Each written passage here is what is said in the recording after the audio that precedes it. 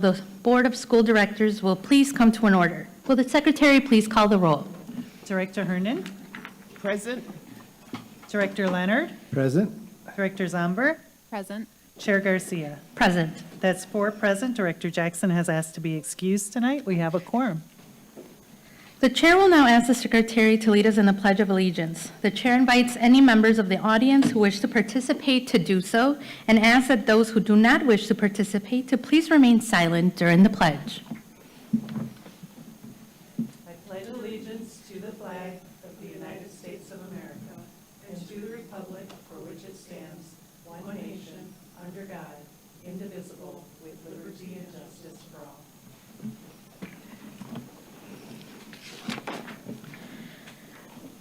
This meeting is being conducted from the Central Service Building. The meeting is also being broadcast via live stream on the MPS website and on the MPS YouTube stream, the links to which can be found on the MPS website on the broadcast page. Before we begin tonight's meeting, we have a short announcement regarding interpretation services for the Spanish-speaking members of the audience. Buenas tardes y bienvenidos a la Junta de la Mesa Directiva de las Escuelas Públicas de Milwaukee. Si desea escuchar esta reunión en español, por favor llame al 312-626-6799 e introduzca el número de reunión 832-0725-4267, seguido por el símbolo de número. Luego, introduzca el código 883149, seguido por el símbolo de número. Nuevamente, para escuchar esta reunión en español, llame al 312-626-6799 e introduzca el número de reunión 832-0725-4267, seguido por el símbolo de número. Luego, introduzca el código 883149, seguido por el símbolo de número. Gracias. For each of our items of business, we will hold a discussion and public hearing. If you wish to speak, please fill out a speaker slip and bring it to our Secretary, Dr. Owen Moore. We have no virtual speakers registered tonight. The committee will accept public comments on tonight's agenda items. Speakers may only address the item for which they have registered. Questions from the public may not be answered during the public comment period. Following public comment, the committee will then begin its discussion and no additional comments will be accepted. When you are called upon to speak, please state your name and spell your last name for the record. For the sake of fairness and to give everyone a chance to speak, the chair reserves the right to limit the length of time allotted to any one speaker. Written testimony will be accepted for transmittal to the board. Send this testimony to the Office of Board Governance, P.O. Box 2181, Milwaukee, Wisconsin 53201, or fax to 414-475-8071, or email it to governance@milwaukee.k12.wi.us. Just as a reminder, Robert Rules of Order dictates that all comments, questions, or requests should be directed to the chair, who will then determine the most efficient way to address them. For the safety of all and to ensure good order of the meeting, harassment or intimidation tactics of any kind will not be tolerated. Anyone who engages in such harassing or intimidating words or actions will be immediately asked to cease. If such behavior continues, a recess will be called and the offending parties will be removed from the meeting. Anyone ejected from the meeting may continue to listen to the meeting or access the agenda items online. However, the individual will not be allowed to rejoin the meeting. Also, no one other than members of the board, designated staff, and those who have been invited to present or participate in an item of business will be allowed on stage before, during, or after meetings of the board and its committees. Finally, for a listening audience, if you wish to access this evening's agenda items and attachments online, you may do so by visiting the meetings, agendas, and minutes page on the MPS website. Now let's begin. Madam Secretary, item 1. Item 1 is action on recommended administrative appointments, promotions, reassignments, reclassifications, salary increases, decreases, and limited-term employment contracts exceeding 60 days. The recommendation is that the board approve the appointments, promotions, reassignments, and reclassifications, salary increases, decreases, and limited-term employment contracts exceeding 60 days as listed in the attachments to the item to be effective upon approval by the board. Would the administration please present the item? Excuse me. Chair Garcia, members of the committee, Eduardo Galvan, interim superintendent. The administration requests your approval of this item as it pertains to recommendations for appointments, promotions, reassignments, reclassifications, as well as salary increases or decreases and LTE employment. I have with me Adrienne Madeline to respond to any questions you may have. Thank you. Thank you. Do we have any members of the public that wish to make comments? We do not. Do we have any committee members that wish to make any comments or ask questions? All right, then what is the pleasure of the committee in respect to this item? Director Leonard. I move that we approve the action on recommended administrative appointments and promotions as offered by the administration. Is there any further discussion? All right, seeing none, will the secretary please call the roll? On Director Leonard's motion to approve the recommended administrative appointments, promotions, reassignments, reclassifications, salary increases, decreases, and limited-term employment contracts exceeding 60 days, Director Herndon? Aye. Director Leonard? Aye. Director Zomber? Aye. Chair Garcia? Aye. That's 4 ayes, the motion passes. Madam Secretary, next item, please.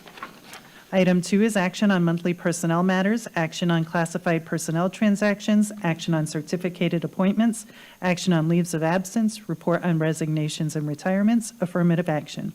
The recommendation is that the board approve the promotions, appointments, and leaves as listed in the attachments to the item to be effective upon approval by the board. Would the administration please present the item?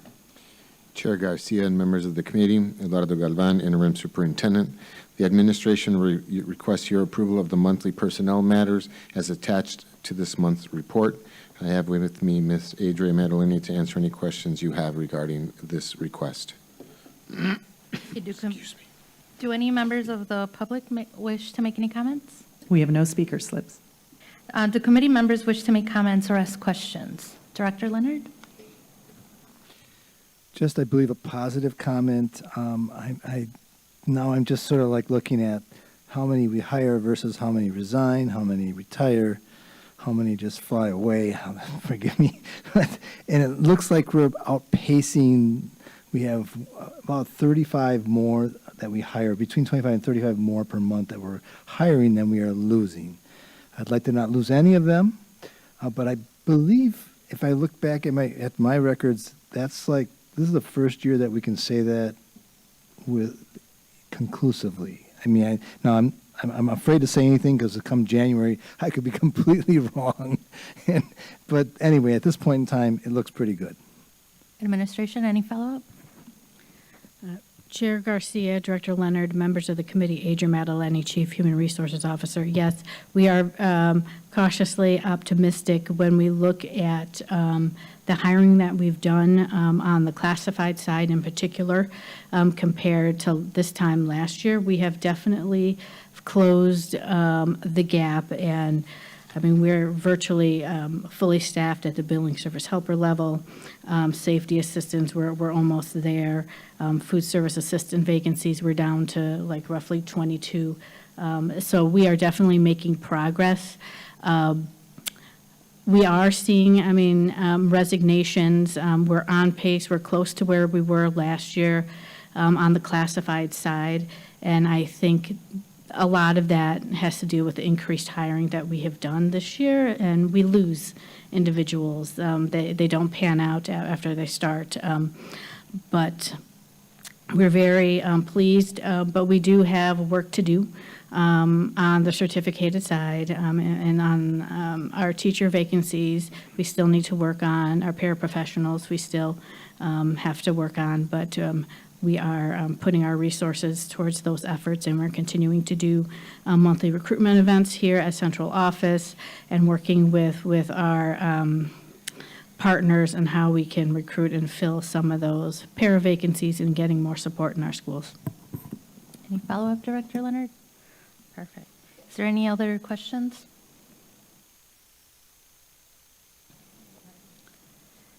Not yet. Ms. Garrett, not- one moment. I don't think, is it for this item? Yes, it is.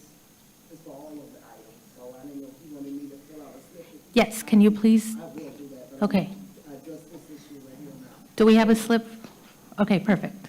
Sorry, I have not gotten that slip yet. And I'm gonna this to, please be patient with me because you know, and I appreciate y'all letting me, get up here and speak, but I was just a little bit confused about when you said the hiring process, the representative spoke on that. Because to my knowledge, I know we're supposed to be hiring more staff for the lunches and supposed to be. There was going to be a cut in the 20. I'm just trying to get clarification on what's going on with the school, with the hiring.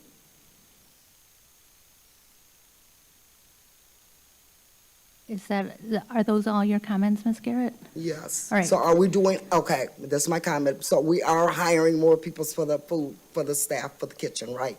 Even though we're closing those schools, but we're hiring more staff for the other schools that we're servicing. Am I correct? Well, the thing is, I know the way that this is set up, we're not necessarily open for a Not going to Q&A. answer my question. But I the just- thing is that if you can just write down your questions, and we can do our best to, get those answers to you through another medium. But just for clarification for a listening audience, there is currently no plans on Well, closing I'll- any schools. And once we get there, I think that the last item on today's agenda specifically looking at the food program report, so that might That's the be, last one? so that might be the best venue where we can address most of those concerns. Thank you. No problem, Ms. Garrett. All right, is there any further discussion? All right, then what is the pleasure of the committee in respect to the item? President Herndon. Thank you, Madam Chair. I recommend we accept the recommendation of administration on this item. Thank you. Will the secretary please call the roll? On President Herndon's motion to accept administration's recommendation on this item, President Herndon, Aye. Director Leonard, Aye. Director Zomber, Aye. Chair Garcia. Aye. That's 4 ayes, the motion passes. Thank you. Before we proceed to the next item, on behalf of the board, I would like to congratulate all of the candidates that are listed on the previous two items. You are now one step closer to appointment, promotion, or transfer.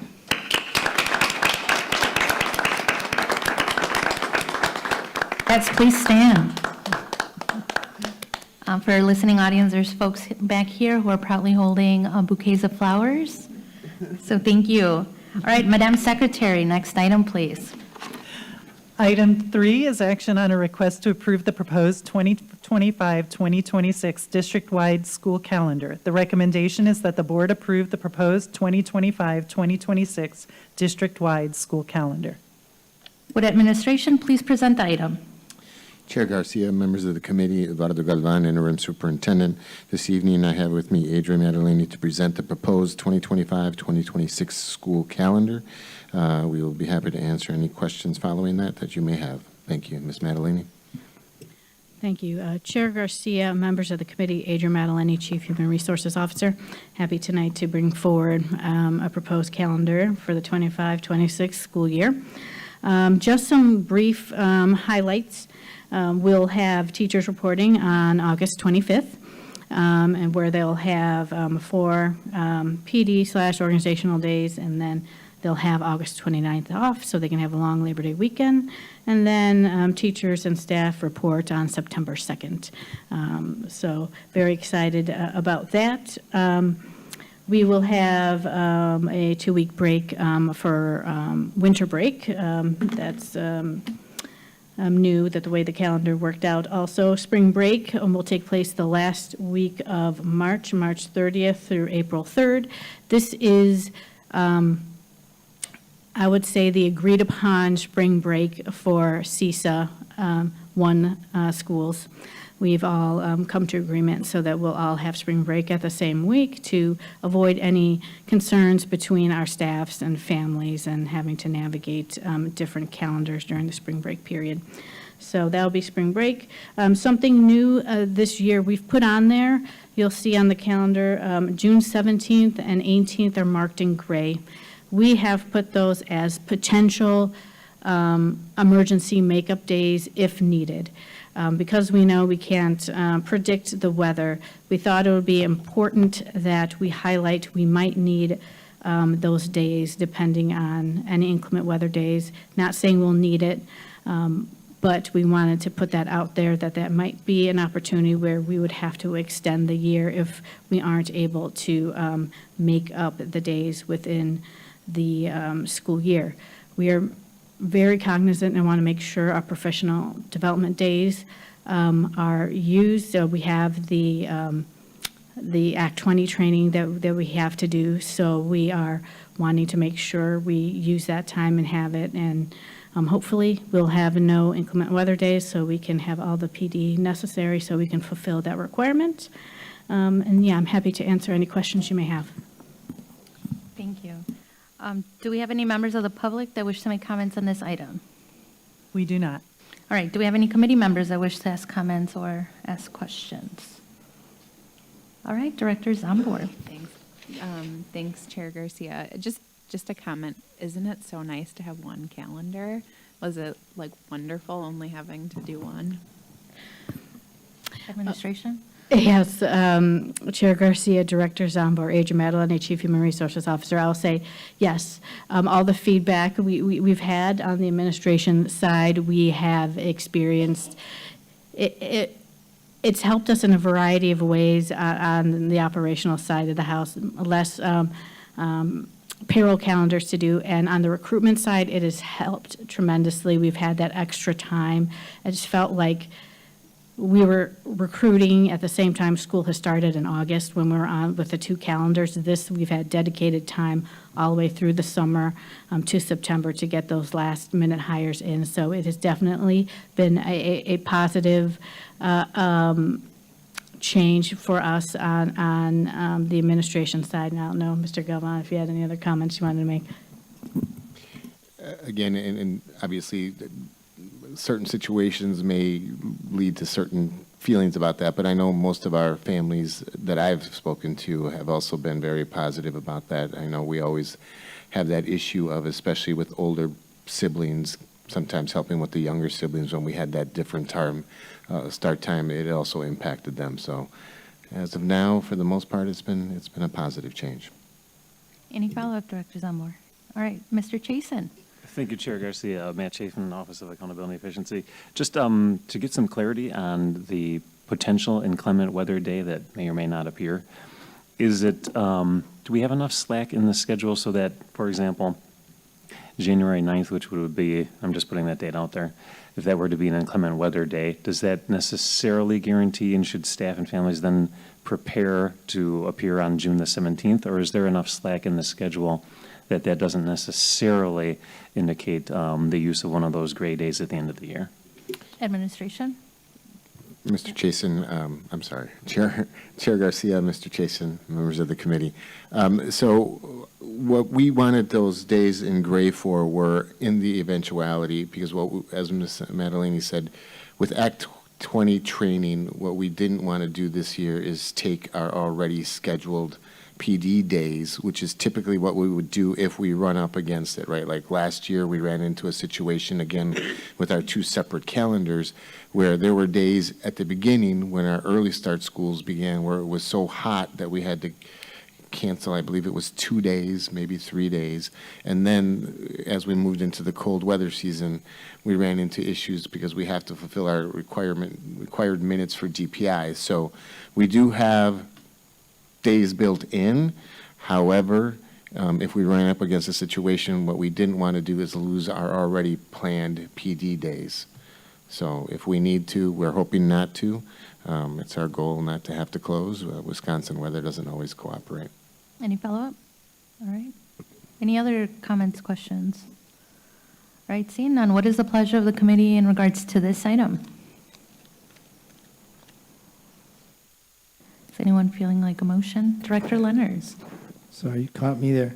I move that we accept the 25-26 school calendar as administration has presented it. Thank you. Will the secretary please call the roll? On Director Leonard's motion to approve the proposed 25-26 district-wide school calendar, President Hernan, Aye. Director Leonard, Aye. Director Zomber, Aye. Chair Garcia. Aye. That's 4 ayes, the motion passes. Thank you, Madam Secretary. Next item, please. Item 4 is a report with possible action on proposed long-range facilities master plan committees. This is an informational item, and although it has been noticed for possible action, no action is required. Thank you. Would administration please present the item? Chair Garcia, members of the committee, Eduardo Galvan, interim superintendent. At the October full board meeting, it was requested that administration work with Perkins Eastman to bring back a plan for the development of the long-range facilities master plan regional and citywide steering committees. This evening, I have with me Sean Kane and Michelle Linsky to present the summarized plan. Following that, we will be happy to answer questions you may have. Mr. Kane? Thank you, Mr. Galvan. Chair Garcia, members of the committee, Sean Kane, Senior Director for Facilities and Maintenance Services.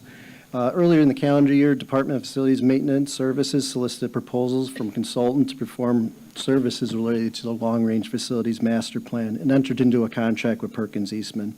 Facilities has arranged meetings with Perkins Eastman and other department heads to obtain necessary information and data, which includes some of the following: enrollment trends and figures, utilization of spaces within buildings, transportation policies, specialty or magnet school programs, sustainability efforts, behavioral assessments, ADA and functional features, and deferred maintenance. There's long-range facilities master plans completed in 2001 and 2018, which told stories of that time. The goal is to learn from the previous stories and let the new one unfold in 2024 with the assistance of Perkins Eastman. There are town hall meetings in the spring along with the survey, community reach out efforts at summer events, direct student engagement discussions, more town hall meetings along with another survey in the fall that asks students, staff, community members, and non-MPS individuals out there to take. After compiling and assessing the information, Perkins Eastman gave a presentation to the special school board meeting on October 29th. Even during previous town hall meetings and surveys and information received, it was made abundantly clear that much more school community engagement was needed, and Perkins Eastman could establish steering committees at both a regional and citywide levels. At the request of the board directors, the administration worked with Perkins Eastman to propose options with a framework for the requested committees that align with Board Governance Policy 2.10. Attached with the board item is a report that includes the following for committees: membership, frequency of meetings, location of meetings, potential content for topics, considerations for next steps. That concludes my report. I, along with Michelle Linsky, are happy to answer any questions. Thank you. Do we have any members of the public that wish to make comments? We do not. All right, do we have any committee members that wish to make comments or ask questions? All right, we'll start off with Director Leonard. I know when I read other plans, it did give a timeline. I don't believe I saw timelines on here. When exactly are we going to get the first committee set up? I thought it was coming up, to be honest with you. Administration? Chair Garcia, Director Leonard, members of the committee, Sean Kane, Senior Director for Facilities and Maintenance. What we're looking to do is create the framework. As you can see in the proposal, there was options that we worked from working with Perkins Eastman, who's the consultant. And after looking at certain scenarios, we want to look at the regional steering committee level. You know, they gave where we're looking at possibly looking at school regions, possibly looking at district regions for board directors. You know, they also gave, some of the types of options to look for that. Then at the citywide level, we wanted to look at that as well. And I guess we're looking to get some feedback because when we're looking at this, what's being proposed is 12 to 16 members, as you can see kind of listed for some people that would be some great members that we would look to have part of the steering committee. But if we were to do the 4 options or 4 regions, that, again, then we're looking up to 48 to 64 people that potentially would be looking for interest. But we're also looking at this for some feedback for the board directors, because this is going to be quite a commitment that we want people with very vested interests. It could be parents, students, school leaders, citywide leaders, community organizers, et cetera, because we just need to get a sense. We could easily work through this and move forward in a timely fashion if that's the desire, that if we wanted to kind of create a SMIL process that with some people at certain backgrounds, if that's the direction that we're looking to give, we can move forward in doing that. But then also we'd take a look at, if, starting off, this is possibly be a monthly membership that you would have to look to do. And again, it's not a one-year process, that this is a 5 to 10-year process. And we'll have to emphasize that the first year probably have a heavy lift in trying to get where we want to get going moving forward as a district is, for the best interest of the children.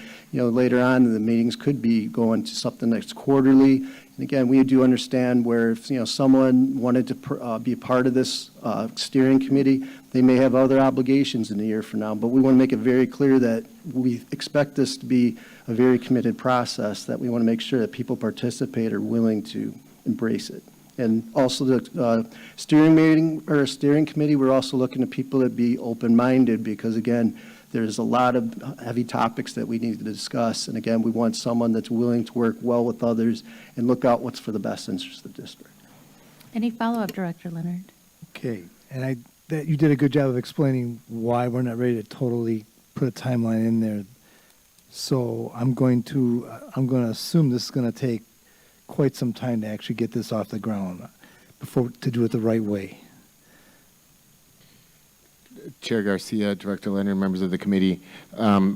So I think we could, once we establish more or less if this is acceptable to the board, we can get the submittal process underway very quickly, and we can certainly at least start to form those committees, solicit who would like to be, as Mr. Kane said, the important part will be to have people that are committed to doing this, because it's not going to be a one and done, right? Right. And then we could certainly have meetings as early as, January, mid-January, okay. February.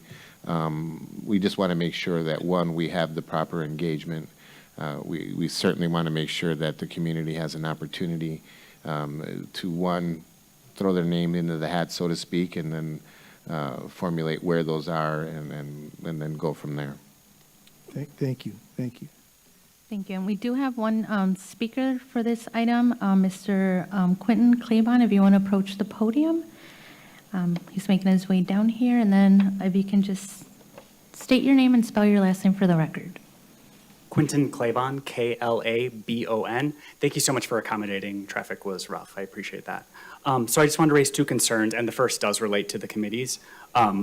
First, because I'm a huge dork, I was excited by Perkins Eastman posting the full decipherable map of schools enrollment capacity and 2034 enrollment last week.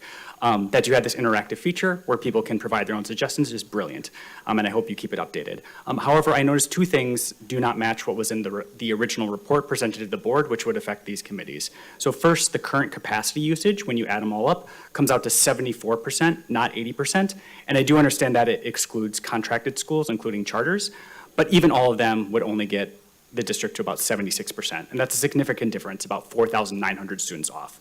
Second, the 2034 projected enrollment did not match what Perkins Eastman said in its own projections. They estimated a conservative 59,028 students in 2034, a loss of 7,836 students. When you add up all of the change from their map, it equals only 1,668 students. That's a difference of 6,168 students. So I didn't know if they were going to be here tonight. I hoped Perkins Eastman could explain those discrepancies, because that is the information these committees will use and that the board is using to make decisions. And I also hope that the decisions they made about expansions, improvements, and closures were not based on the map's numbers. Second, to address committees directly, as was previously discussed, it's really great that there's self-determination from local teachers, administrators, and parents, and it's really good for them to advise at the regional and citywide committees. However, I just hope that you honestly debate whether you are handcuffing future boards with this structure without maybe more neutral people or citywide people on the committees. For example, when it comes to closures, not that this is what it's all about, but you've marked 13. Perkins Eastman projects about 22 buildings worth of students gone by 2034. Marquette projects about 40. And so when you look at the committee structure, like who on those boards, who on those committees would want to own brutal decisions, if they would want to make them at all? Who would want their name associated with, closing a high school or getting in a dispute about north side versus south side investments? It's a really tough job to ask of them, and it would be a really tough job to ask future boards to disregard. If they prove resistant to any changes, it would be tough to ask the board to disregard what those committees are saying. So I ask that you just have an honest debate about how you can help future boards make great decisions that help all kids. Thank you. Thank you. All right, is there any other comments or questions from committee members? President Herndon. Thank you, Madam Chair. My question is, I understand that this is somewhat of a roadmap of where we're going, but at the same time, when would we start? I know it's a long-term project, but we should have some kind of idea. The other thing, too, is as we begin this process, I think we need to do a better job of informing the community that we aren't fixing to start closing schools. It'll take a couple years, as you did briefly mention earlier, to just get the foundation together. And that'll probably go a long ways in getting people to volunteer to participate in these steering committees. And that's pretty much what I have to say. Administration. Chair Garcia, Director Herndon, members of the committee. Again, we're prepared to move. It's just a matter, there's some feedback that we'd like in terms of whether we do this kind of regionally or in terms of, there's a couple of different options here. In terms of starting, as I said, we can begin to communicate to the community very, very soon about who wants to participate, letting them know that this is going to be a commitment. Again, it's outlined who would be able to. I mean, we're open to anybody, and then we could move from there. Again, as we were saying, and as you just said, President Herndon, the plan, although closures and mergers are part of that, there's also, has been brought up very many times, especially by our feedback from our community, programs, policy. Those are all discussions that need to be had, whether that means further down the road expansion in terms of maybe a building in 10 years. We don't know all of that, but those are parts of those discussions. Immediately, obviously, we want to make sure that any talk around, mergers or closures or these things, we want to make sure that the community is involved, and also specifically any direct schools that might be involved. So we want to hit all areas of the city. So we will, obviously, when this is available, invite those who want to. We'll have a submittal process so that we can make sure we know who's going to be at what meeting. We'll set all those dates and communicate that all out. Any follow-up? Could I pass, Director Zamor, go ahead. Thank you, Chair Garcia. Just two quick things. One, if maybe we could get Mr. Claiborne's questions to Perkins Eastman, just for some clarification on those numbers. And then two, for the committees, it looks like the proposal is to do virtual every other month or maybe virtual during summer months. Just a request that when we do have these committee meetings in person, if we could consider offering childcare, especially if we're asking, parents, District Advisory Council member parents to participate, that might make it easier because it is, it is a big time commitment. Administration.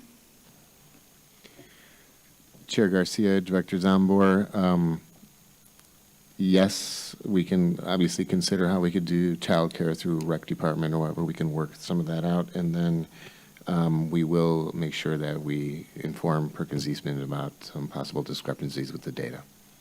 Any follow-up? Perfect. I would like to pass the gavel. Thank you. I have the gavel. Thank you. So my question is more for the consultants. I know that as we, as a board, were asking for the conceptualization of what possibilities could be for the committees.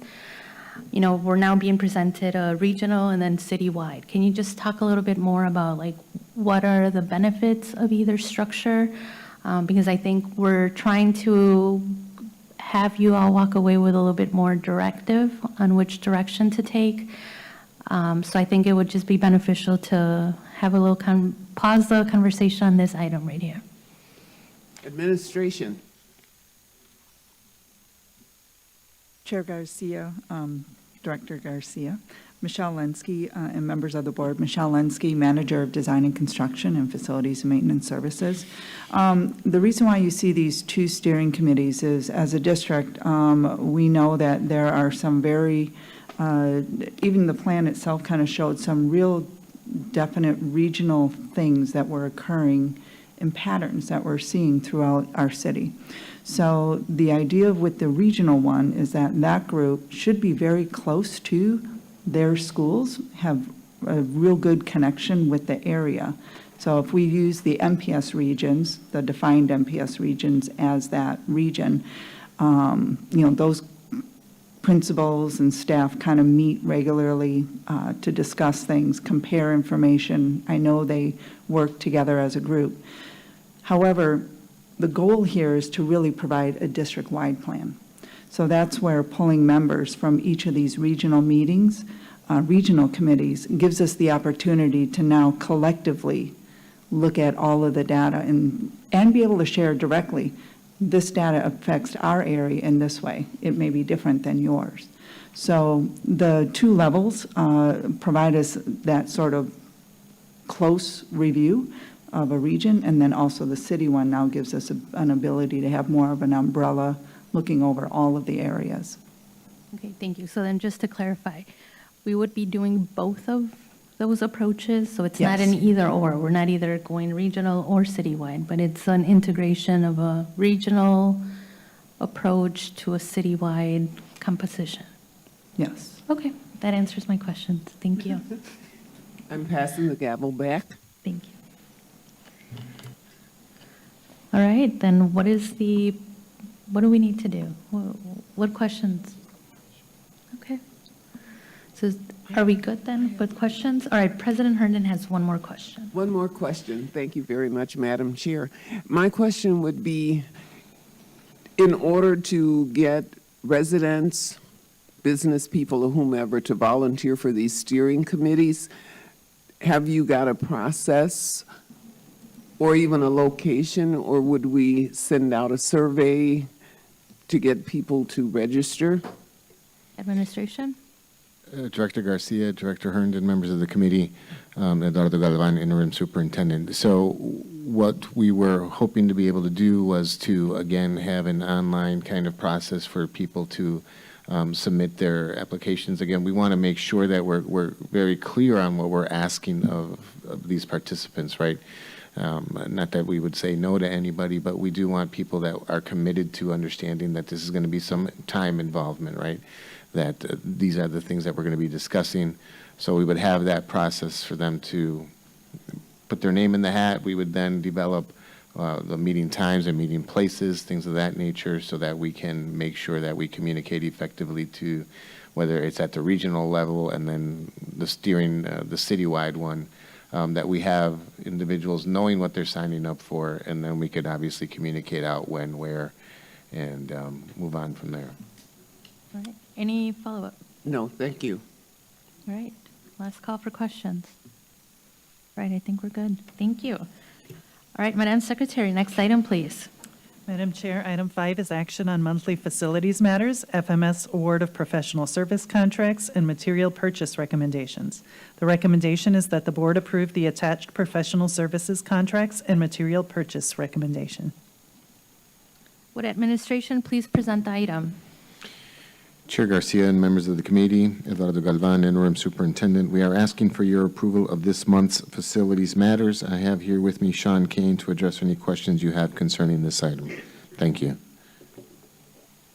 All right, do we have any members of the public that wish to make comments? We do not. All right, do we have any committee members that wish to make comments or ask any questions? All right, Director Zambor. Thank you, Chair Garcia. Would the administration just be able to share a little bit about how, let's say you have a few different electric contractors and you have a project where you need an electrician, how do you decide which contractor you're using for that particular need? Administration.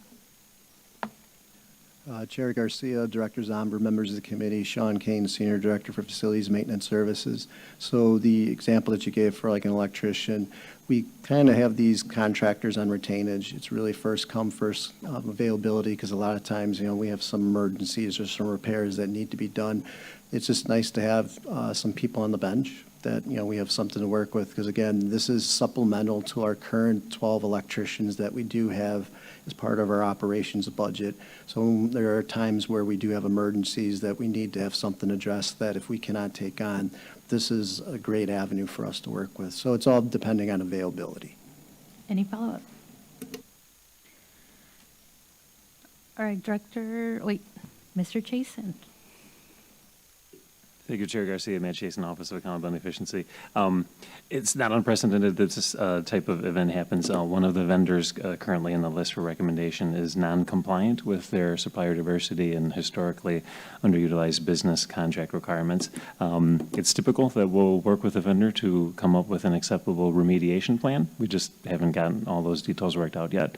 I cannot make a motion at this time, but in order to not hold up the business of the district, I would ask that it just move forward without recommendation. I'm optimistic we'll have everything wrapped up before the full board. Director Leonard, question, or you're good? All right, what is the pleasure of the committee in respect to this item? Director Zambor. Thank you, Chair Garcia. I move that we advance this item to the full board without approval. All right, is there further discussion? All right, will the secretary please call the roll? On Director Zomber's motion to advance this item to the full board without recommendation, President Herndon? Aye. Director Leonard? Aye.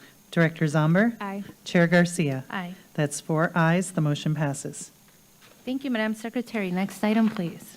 Item 6 is action on monthly finance matters, report on change orders in excess of $25,000, report of revenues and expenses, monthly expenditure control report, report on contracts under $50,000, and cumulative total report, report on individual accounts written off in excess of $25,000, report on monthly grant awards, acceptance of donations. The recommendation is that the board accept the donations as listed in the attachments with appropriate acknowledgement to be made on behalf of the board. Thank you. Would administration please present the item? Chair Garcia and members of the committee, for this item, the administration is requesting your approval of the monthly finance matters. Janine Adamczyk is here with me to address any questions you may have regarding this item. Thank you. Thank you. Do we have any members of the public that wish to make comments on this item? We do not. All right, do we have any committee members that wish to make comments or ask questions? Director Leonard? So you're going to educate me today a little bit today. All right, so this is for the public interest, but when I was looking at the revenues and expenses sheet, I noticed a significant change from the adopted budget for the categorical aids over to the approved transfers. And I'm assuming this is just a normal process, but for myself and for the listening public, I could use some clarity on that. Administration.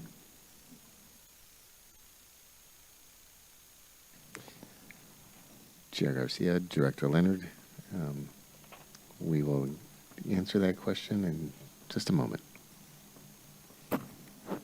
Chair Garcia, Director Leonard, I will have to get back to you on that. I do not have, I will have to look into that for you. Okay, thank you. And then the other one is when I'm looking, and it talks about further down on the lower end of the document, what does it mean that accounts are written off and uncollectible? What exactly are we looking at there? Sure. Administration. Chair Garcia, Director Leonard, Aicha Sava, Chief Financial Officer. Sorry, I didn't say that before.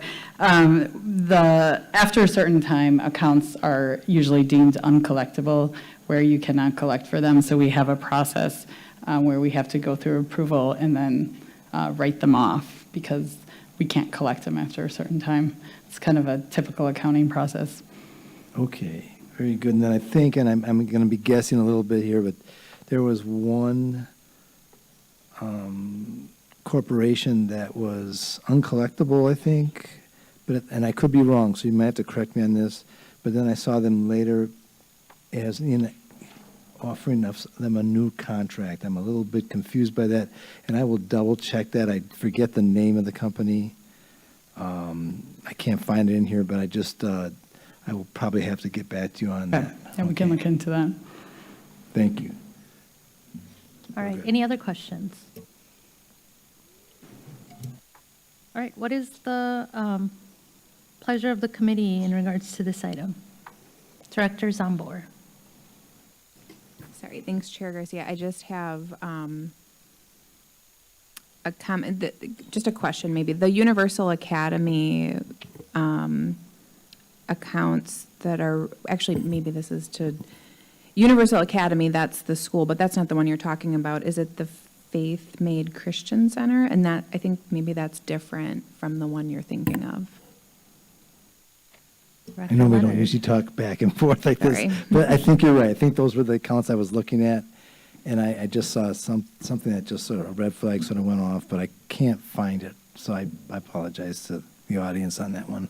Would the administration just be able to clarify the 4 accounts that are listed in attachment 5? Can you just verify that we're not approving any additional contracts to any of those vendors?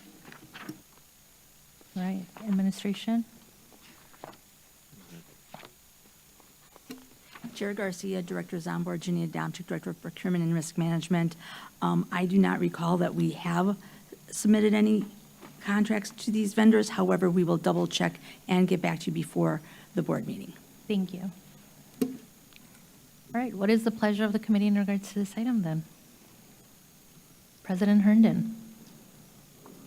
Thank you, Madam Chair. First, I'd like to say thanks to all the donors. The list is quite extensive. I don't know that I've seen one this extensive before. So thank you for your donations to our students and our schools. In addition, I would like to accept the recommendation of administration on this item. Thank you. All right, is there any further discussion? All right, will Secretary please call the roll? On President Herndon's motion to approve the administration's recommendation, President Herndon, Aye. Director Leonard, Aye. Director Zomber, Aye. Chair Garcia. Aye. That's 4 ayes, the motion passes. Will Secretary, what is the next item, please?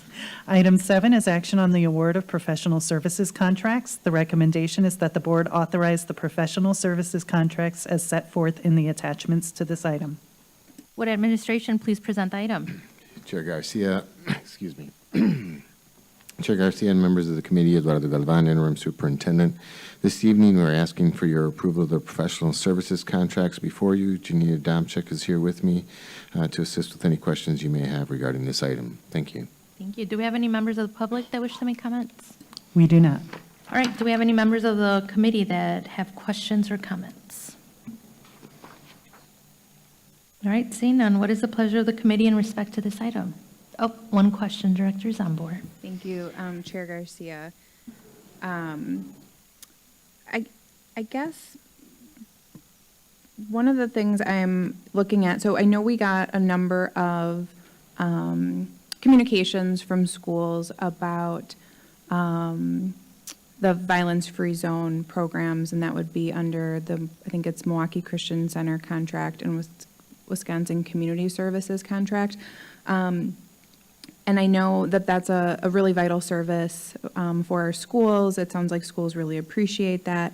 I'm wondering, would the administration find it feasible to bring back to the board in April an update related to the performance objectives listed in their contract under the term Number 2 of, I believe it's both contracts, it's the contractor will report to MPS's Office of School Administration program outcomes, including a reduction in referrals, reduction in suspensions, and an increase in school attendance for each school that is receiving services. Would an April report back be reasonable for administration to just give us an update as it relates to their progress made towards those objectives? Administration? Chair Garcia, Director Zomber, members of the committee, absolutely, we can do that. Any other follow-up? Nope. And then I'd like to make a motion. Please do. Okay. This is a two-part. One, I move approval of the professional services contract set forth in the attachment. And then 2, direct administration to bring back a report in the April 2025 board cycle regarding progress made towards performance objectives outlined in the term sections of the Wisconsin Community Services and Milwaukee Christian Center contracts. All right, well, getting the motion to our board clerk. All right, will the secretary please call the roll? On Director Zomber's motion to approve the professional services contracts as set forth in the attachment and to direct administration to bring back a report in April 2025 board cycle regarding progress made towards performance objectives outlined in the term sections of the Wisconsin Community Services and Milwaukee Christian Center contracts. President Herndon. Aye. Director Leonard. Aye. Director Zomber. Aye. Chair Garcia. Aye. That's 4 ayes, the motion passes. Madam Secretary, next item, please. Item 8 is action on the award of exception to bid contracts. The recommendation is that the board authorize the exception to bid contracts as set forth in the attachments to this item. Would administration please present the item? Chair Garcia, members of the committee, Eduardo Galvan, Interim Superintendent, we are asking for your approval of this month's exception to bid contracts. Janine Adamczyk is with me to assist with any questions you may have regarding this item. Thank you. Thank you. Do we have any members of the public that wish to make comments on this item? We do not. All right, do we have any committee members that have comments or questions? Director Zambor. Thank you, Chair Garcia. What would the reason be for the Milwaukee Symphony contract to be exception to bid? Administration? Chair Garcia, Director Zomber, Janina Adamczyk, Director of Procurement and Risk Management. The reason this is an exception to bid item is because we did not submit an RFP, but this is a continuity of services. Many of our schools utilize the Symphony, so we issue a blanket contract, so that way it makes it easier for the schools to participate with the services that the Symphony offers. Any follow-up? Thank you. Do we have any other questions? All right, then what is the pleasure of the committee in respect to this item? Director Leonard. I move that we accept the administration's action on the award of exception to bid contracts as presented. Thank you. Is there further discussion? All right, seeing none, will the secretary please call the roll? On Director Leonard's motion to approve the award of exception to bid contracts as recommended, President Herndon. Aye. Director Leonard. Aye. Director Zomber. Aye. Chair Garcia. Aye. That's 4 ayes, the motion passes. Madam Secretary, next item, please. Item 9 is action on the request to waive Administrative Policy 3.09, Parent 9, Parent E, and issue a purchase order to Final Site for website upgrade. The administration recommends that the board, 1, waive Administrative Policy 3.09, Parent 9, Parent E, and 2, authorize the purchase order as set forth in the attachments to this item. Would administration please present the item? Chair Garcia and members of the committee, this evening the administration asks that you approve this contract for a district-wide website system upgrade and annual maintenance. I am joined by Janine Adamczyk and Nicole Amandaris to answer questions you may have on this contract. Thank you. Do we have any members of the public that wish to make comments? We do not. All right, do we have any members of the committee that have comments or questions? Director Zambor. Thank you, Chair Garcia. Would the administration just be able to talk a little bit about why we need to switch to or use work provided by Final Site, maybe why WordPress and Titan are not meeting the needs. I just need a little bit more information on what the deficiencies are around both of those platforms and how this will solve those. Administration. Chair Garcia and Director Zomberg, members, Tim Remchak, District Webmaster. We are taking these steps to take everything to the cloud. Right now, Titan is on our servers internal. And when we started pricing out everything, the cost to keep it inside of our infrastructure started to exceed looking at other vendors that are out there. So when we did looking for additional vendors, Final Site is a key player with the Council of Great City Schools, along with other districts across the nation. They provide an assortment of other tools that can help us take us to that next level of school websites. Any follow-up? All right. Is there any other questions? All right, then what is the pleasure of the committee in respect to this item? Director Zambor. I move approval of the administration's recommendations to 1, waive admin policy 3.09, parent 9, parent E, and 2, authorize the purchase order as set forth in the attachments to this item. Thank you. Is there further discussion? All right, seeing none, will the secretary please call the roll?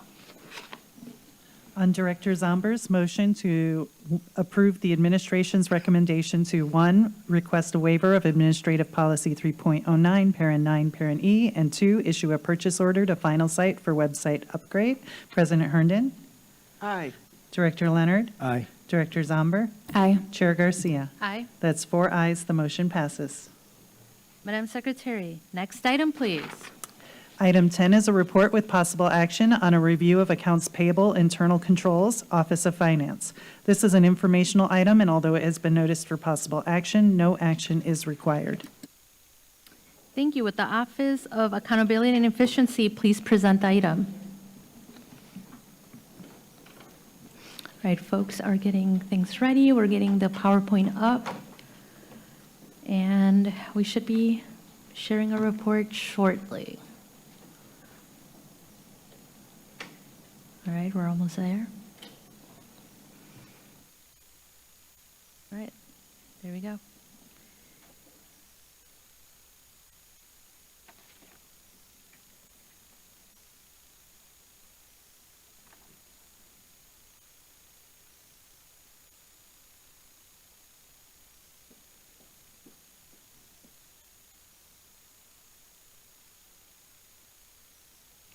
Good evening, Chair Garcia, members of the committee. Paul Geib, Chief Auditor. I'm joined with Mike Liskey from my office. He was the lead auditor on this audit. Going to just highlight some of the information that's in the slides. Let's see. All right.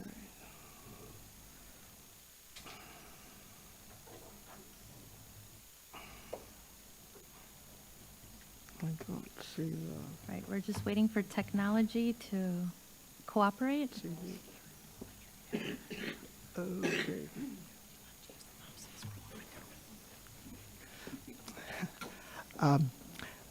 Sorry about that. So, with regard to this audit, what we were trying to accomplish here was to take a look at the internal controls related to our accounts payable process. That included a review of the policies and procedures, as well as testing of transactions.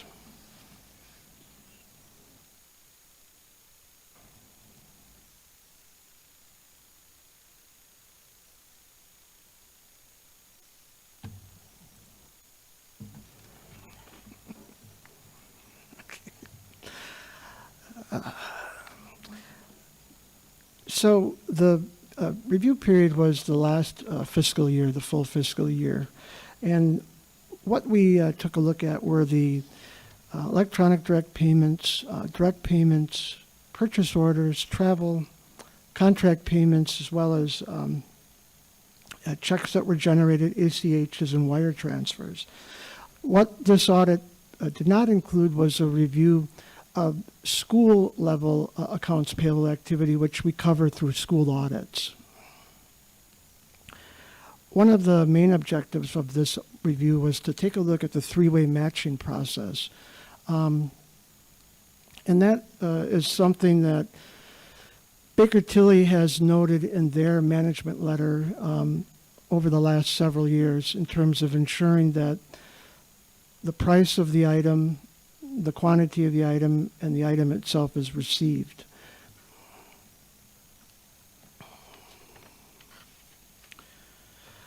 We actually took a look at a number of different departments as their AP process intersected with the finance department. That included technology, recreation, strategic partnerships, customer service, as well as facilities and maintenance. So it was a very broad look at the AP processes as they applied across different departments. So you'll see that the report itself has some recommendations that are actually addressed not just to the finance department, but to some of the operational areas, including recreation and facilities and maintenance. Did want to take a minute, though, to thank the administration, to ICHA's team, the finance department, Felicia, Jasper, Mitchell, for their cooperation and assistance during this process.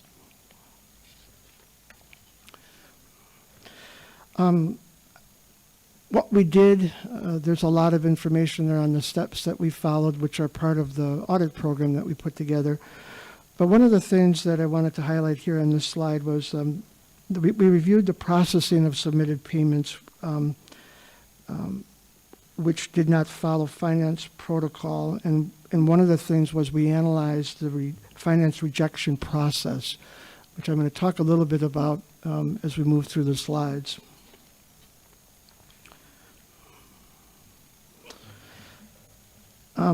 Areas, though, that we did want to highlight that the finance department excelled in included the development of an electronic dashboard, which offered step-by-step directions for AP transactions, which I think was very helpful for multiple users across the district. They did also develop many other procedures that initially had not been in place prior to the audit. There is a combination, by the way, of experienced staff and newer staff that are working in this area.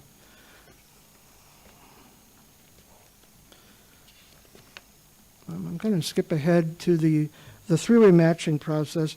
So there were a number of findings, and I want to also make note of the fact that during the audit process, the finance department was taking steps to address those findings. So as we were moving through the audit, we weren't waiting to give recommendations to the finance department at the conclusion of the audit, but we were working with the finance department during the audit to say, okay, here are some corrective action steps you can take, which they went about doing.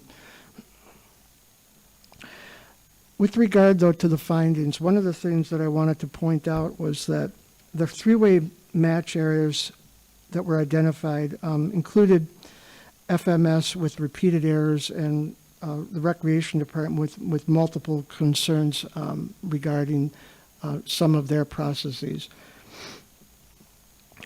Now, the management of recreation and FMS and AP have indicated that they are going to address the issues. And one of the things, again, I wanted to point out is that we do come back in about 12 to 18 months to review whether or not the corrective actions have been implemented. We don't wait, though, to have contact with the finance department 12 months later. We will do some interim check-ins to see that, in fact, some of the issues that we're pointing out are being addressed, so that when we do come out and conduct a final follow-up audit, we're giving essentially a clean opinion that everything's been addressed.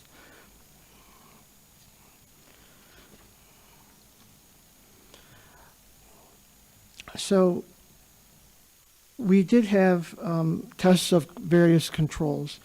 And one of the things that I wanted to mention here was, so the accounts payable process, though, does not consistently reject invoices for not having a valid contract executed. And when that happens, there are some risks then. We also note here that sometimes there are violations that should result in a suspension of services, but the services continued. Services requiring contracts may require liability insurance and staff background checks, which may not be met when a contract is not obtained for services. Now, again, the AP process in the finance department has indicated that they're updating SOPs, and they're looking to make sure that they are addressing those matters. But that was one of the key findings that we did find in the audit. I'm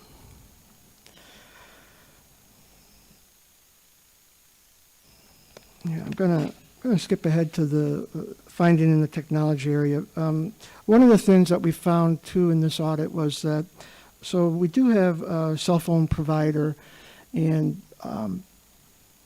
U.S. Cellular, and one of the things that we found was that we were being overcharged.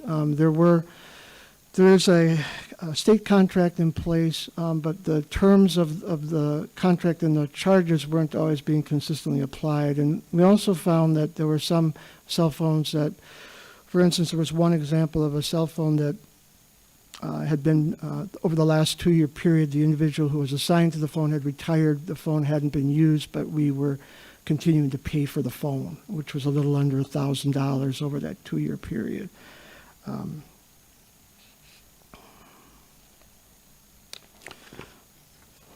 So I'm going to pause now and ask if there are any questions that you may have, or also anything that administration or finance wants to add. Yeah, does administration wish to comment? Chair Garcia, members of the committee, Aicha Sava, Chief Financial Officer. I do want to thank Mr. Geib and Mr. Lesky for their audit. I will also add that my background is very audit focused, so I am kind of an audit nerd, so I do love audits. And I do want to say, as the new CFO here, I do take audit findings very seriously. Internal audit, is an organization that helps polish the organization to make us run better and improve our operations. Actually, when I came in on the first day of school, on my second day on the job, I actually received the findings and the audit report. So this was one of my first things that I did when I came. So as Mr. Geib said, we had a total of 13 findings, where 9 were applicable to the Office of Finance. And also, as Mr. Geib said, we did start implementation on a lot of these findings, like the 3-way matching process. That was started in early 2024. And the processes are being updated in our written SOPs for a lot of our findings.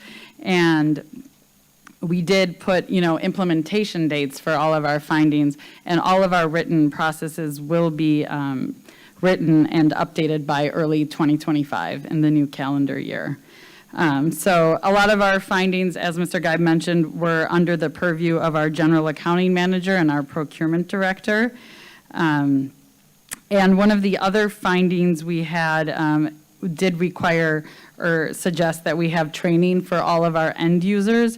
And so we are currently developing videos that will be rolled out through LMS. And on top of that, we're working with technology so that the courses can be tracked, so that we can also track that all the end users throughout the organization have completed their training. And then some of our other findings also have that we have proper documentation attached in our Business Plus ERP system, and that we have proper management review procedures that are being developed. And like I said, all of these SOPs will be written and developed by early 2025. So that's kind of the synopsis of what we've been doing with our findings. And like I said, I'm a big believer in audits, so I will always be the first one to respond to these. So I'd be happy to answer any questions the committee may have. Thank you for that. Do we have any members of the public that wish to make comments? We do not. All right, do we have any committee members that have questions or would like to make comments? All right, we'll start off with Director Leonard. So first of all, I want to thank you for this detailed audit. So I've been here almost 4 years on the board, and I have never received this much information and explanations and the corrective actions that should be taken. So I really do appreciate that. I mean that most sincerely. And I'm not going to, I really believe I'm going to cede to Ms. Director Zomber in a second here because I think she'll have more questions than I will. But I will say that I was looking at page 8 and I saw that violations should result in suspension of services but may continue. How is that being remedied? That concerns me when I see that as a violation, and it almost makes it sound like we don't know how to stop it, but I'm assuming you do. But what exactly is that? Office of Accountability or Admin?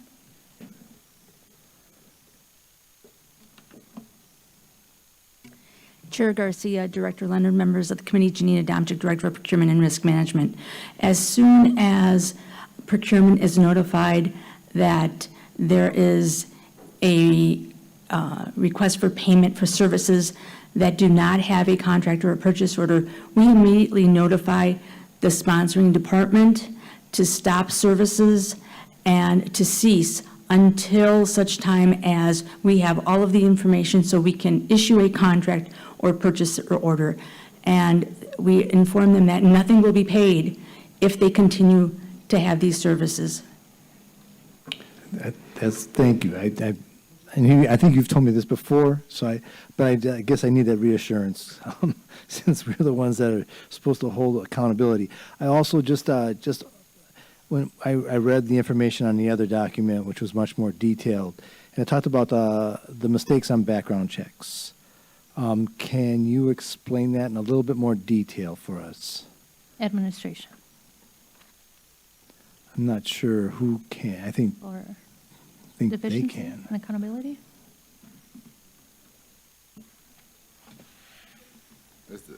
Is this on? Okay.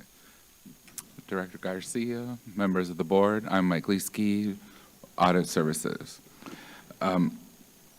A requirement of a contract is that when a person is hired to work directly with the children, not if they're around the children. So for example, if you had a painter who is going to paint a classroom, a background check is not required.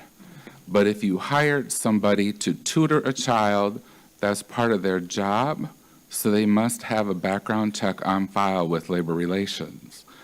And that is required to be done by the person who's obtaining the contract. So in our audit testing, we noted a company that was being used to work directly with the children who did not have a contract. So because they had no contract, no background check was executed or on file.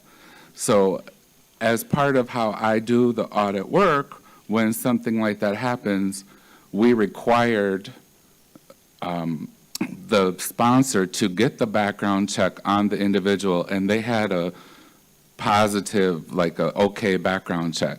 So there was not a problem with that one, but when that kind of scenario happens, those sorts of things are overlooked. And there's other requirements on the contract, like that they have proper insurance. So in one of our samples, the vendor was used at multiple schools with no contract. So as other schools started to use that vendor, I think they may have assumed, that the contract was made and there was a background check and everything. So they continued down the path without an additional contract or the background check. So in our instance, maybe that vendor was perhaps at 5 to 7 schools. So that's how that happened. And we will be able to make sure that doesn't happen? So how is, I mean, I guess my concern is that that we have something in place now from this audit that we're going to make sure that that is not a situation that we have to be concerned about. Go ahead. Chair Garcia, Director Leonard, members of the committee.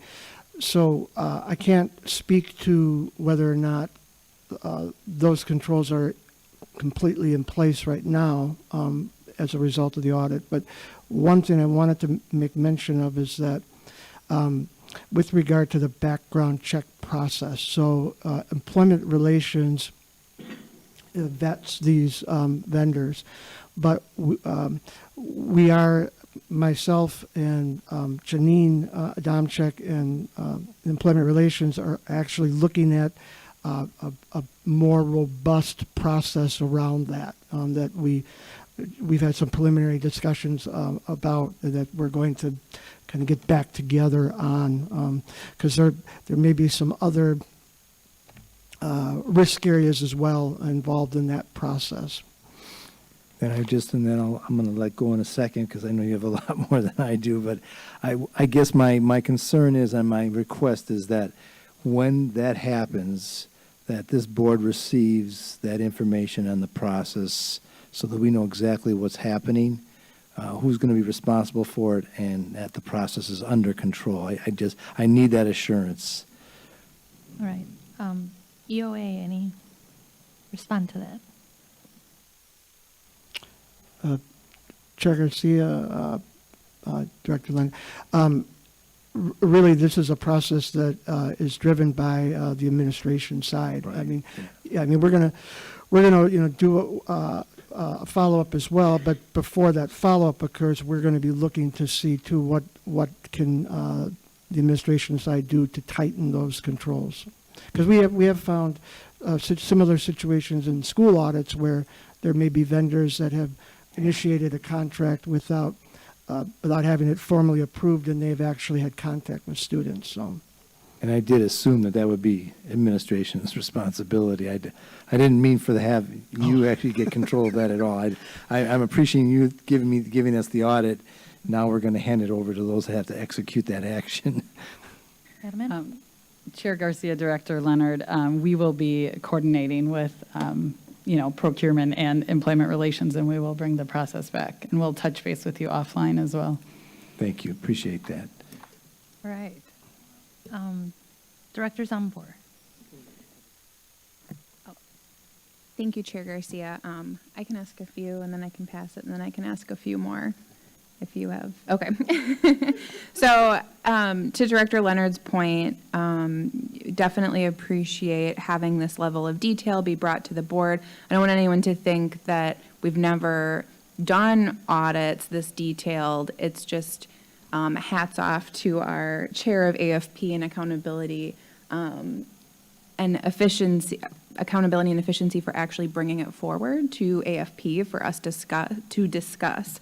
And I think it does raise a question for me about the timeline for our audit committee, and if continuing these conversations about follow-up, if that's something that would be in the new audit committee. I guess actually would OAE/audit be able to talk about, would something like this go to that committee, or is that more for the external audit? OAE? Chair Garcia, Director Zambor, members of the committee, it absolutely would be one of the responsibilities of the audit committee. The audit committee, and by the way, we are still kind of waiting for the city attorney's office to provide feedback on the board rules and the roles and responsibilities of that committee that were submitted several months ago. While we wait for that to happen, we obviously we're moving forward with presentations here at the AFP committee, but the audit committee, one of their charges would be to receive these audit reports and also track and follow up with the administration on the implementation of of the recommendations. Thank you. And then I guess a follow-up to that, and maybe this is for Office of Board Governance, but could we work with the city attorney to make sure the policy changes, the proposed policy changes needed for the audit committee get maybe added to the January LRP agenda, if not sooner, just to make sure that that doesn't get slowed down. Then I do have a question about the recreation findings. You know, and I know some of this, there's a little bit of everything in here. And I know there was some concerns about event staff. I have, this is not addressed in this particular audit, but I continue to get concerns about coaching staff payment and also event ticket reimbursements. And I think the event ticket reimbursement process is probably very kind of complicated. It depends on, you know, who's sponsoring the event. It depends on who's hosting it, what location. But I feel like that is an area where we really need some type of follow-up, like in addition to the findings here. I think we need some help polishing that process. Is that something that audit could possibly add to a future audit? Do you need a motion for that, or is that something, just looking at coaching payment and event ticket reimbursement? OAE? Thank you, Chair Garcia. Matt Chasen, Office of Accountability and Efficiency. There's two avenues you could take as a body as it relates to that. Board Policy 2.12 allows the board to amend an annual audit plan with a majority vote. It also does provide the senior director, yours truly, the discretion where there's a matter of a critical or an emergency related item to conduct that audit. If it is the general consensus of this body here that your interest rises to that sort of definition, we could simply do that without a motion. If you wanted to make it a little bit more formal, you could also do the motion as well.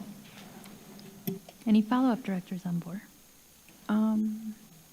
Okay, I'll pause on that one. I think that's helpful. Well, maybe you should just make a motion. Okay, I'll just make a motion. Go ahead. I move that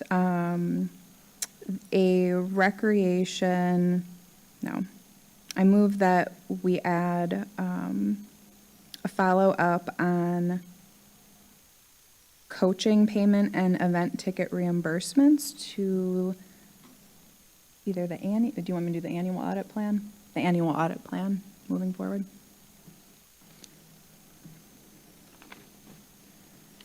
All right, board clerk, did you get the words? Sorry, it's a little messy. Okay. I think so. That we add we amend the annual audit plan to include an audit of coaching payment processes and event reimbursement processes? Event ticket reimbursement. Event ticket. For schools.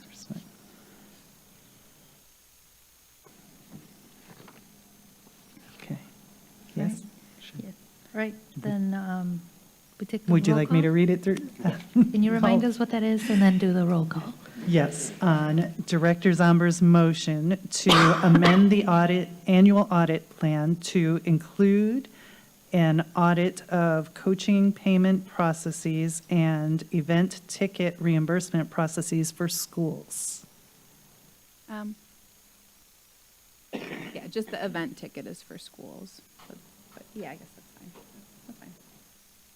Okay. School event ticket reimbursement? Okay. All right, on Director Zomber's motion to amend the annual audit plan to include an audit of coaching payment processes and school event ticket reimbursement processes. President Herndon? I'm good. Oh, you ready for me to speak? No, to vote on it. Aye.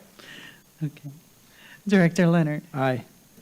Director Zomber. Aye. Chair Garcia. Aye. That's 4 ayes. The motion passes. Perfect. Now, President Herndon, your questions. Yeah, we got things a little mixed up there.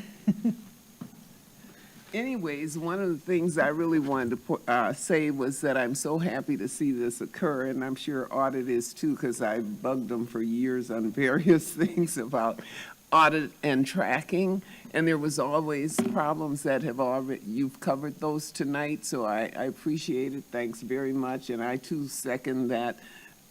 It's great to have this report come forward in this venue.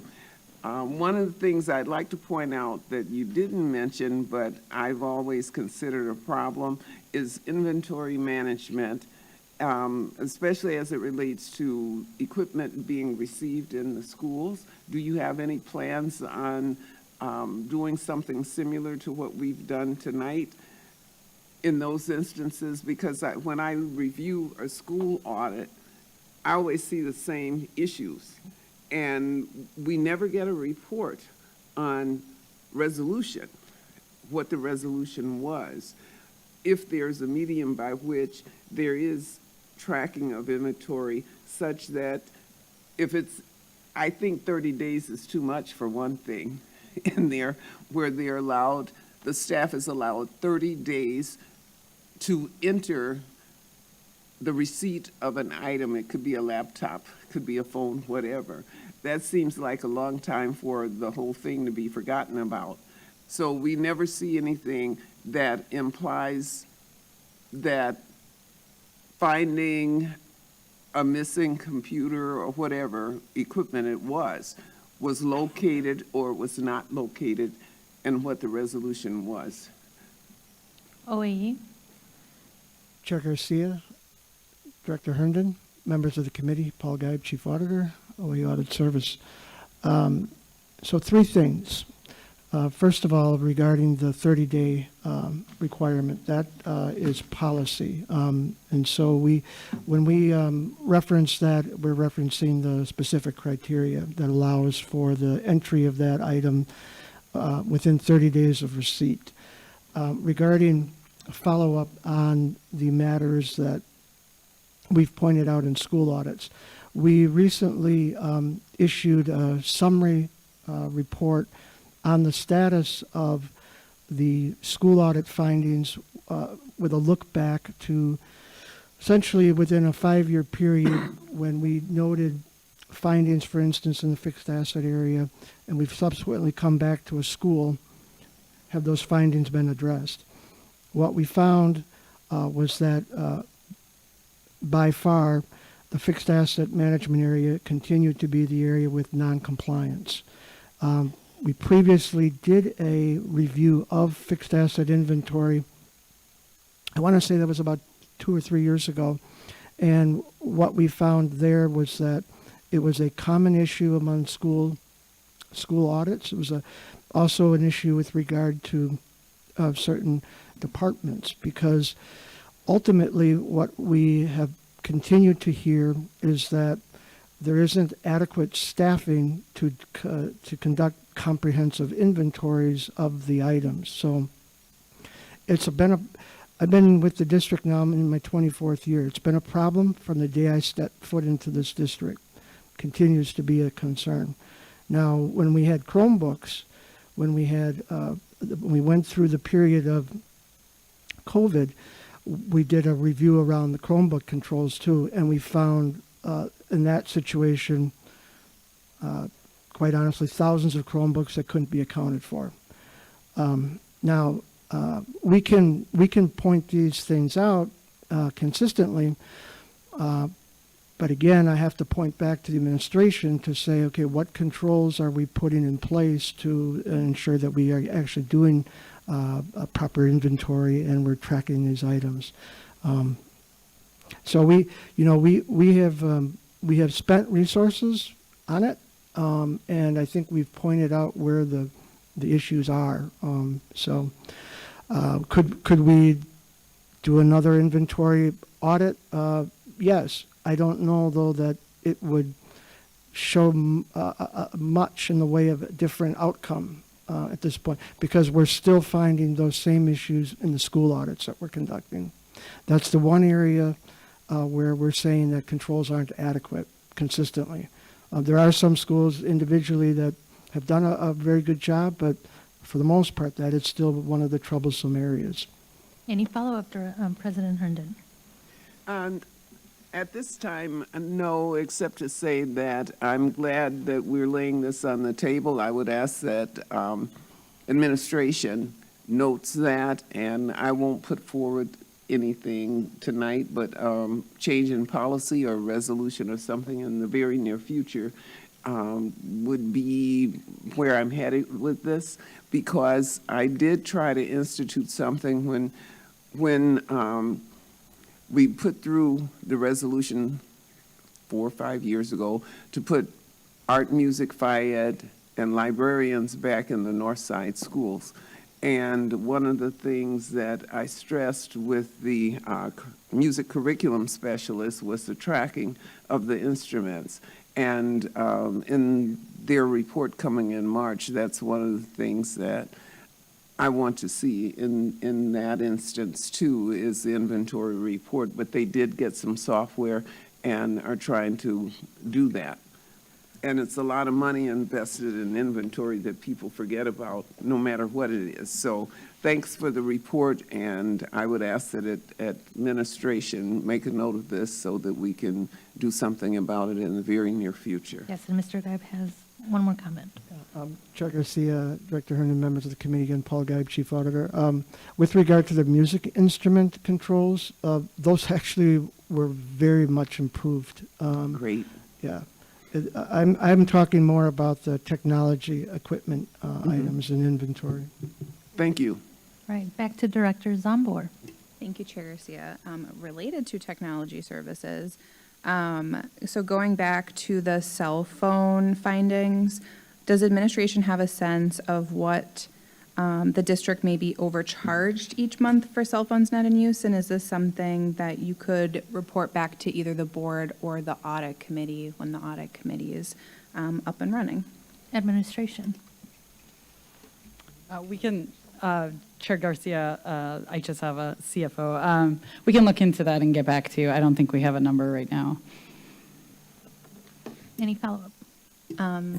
No follow-up, but just one more maybe comment. It's not really a question, but it's just something, as I've been looking at, just ways that the district can have better procurement, contracting practices, looking at ways other states and districts do that.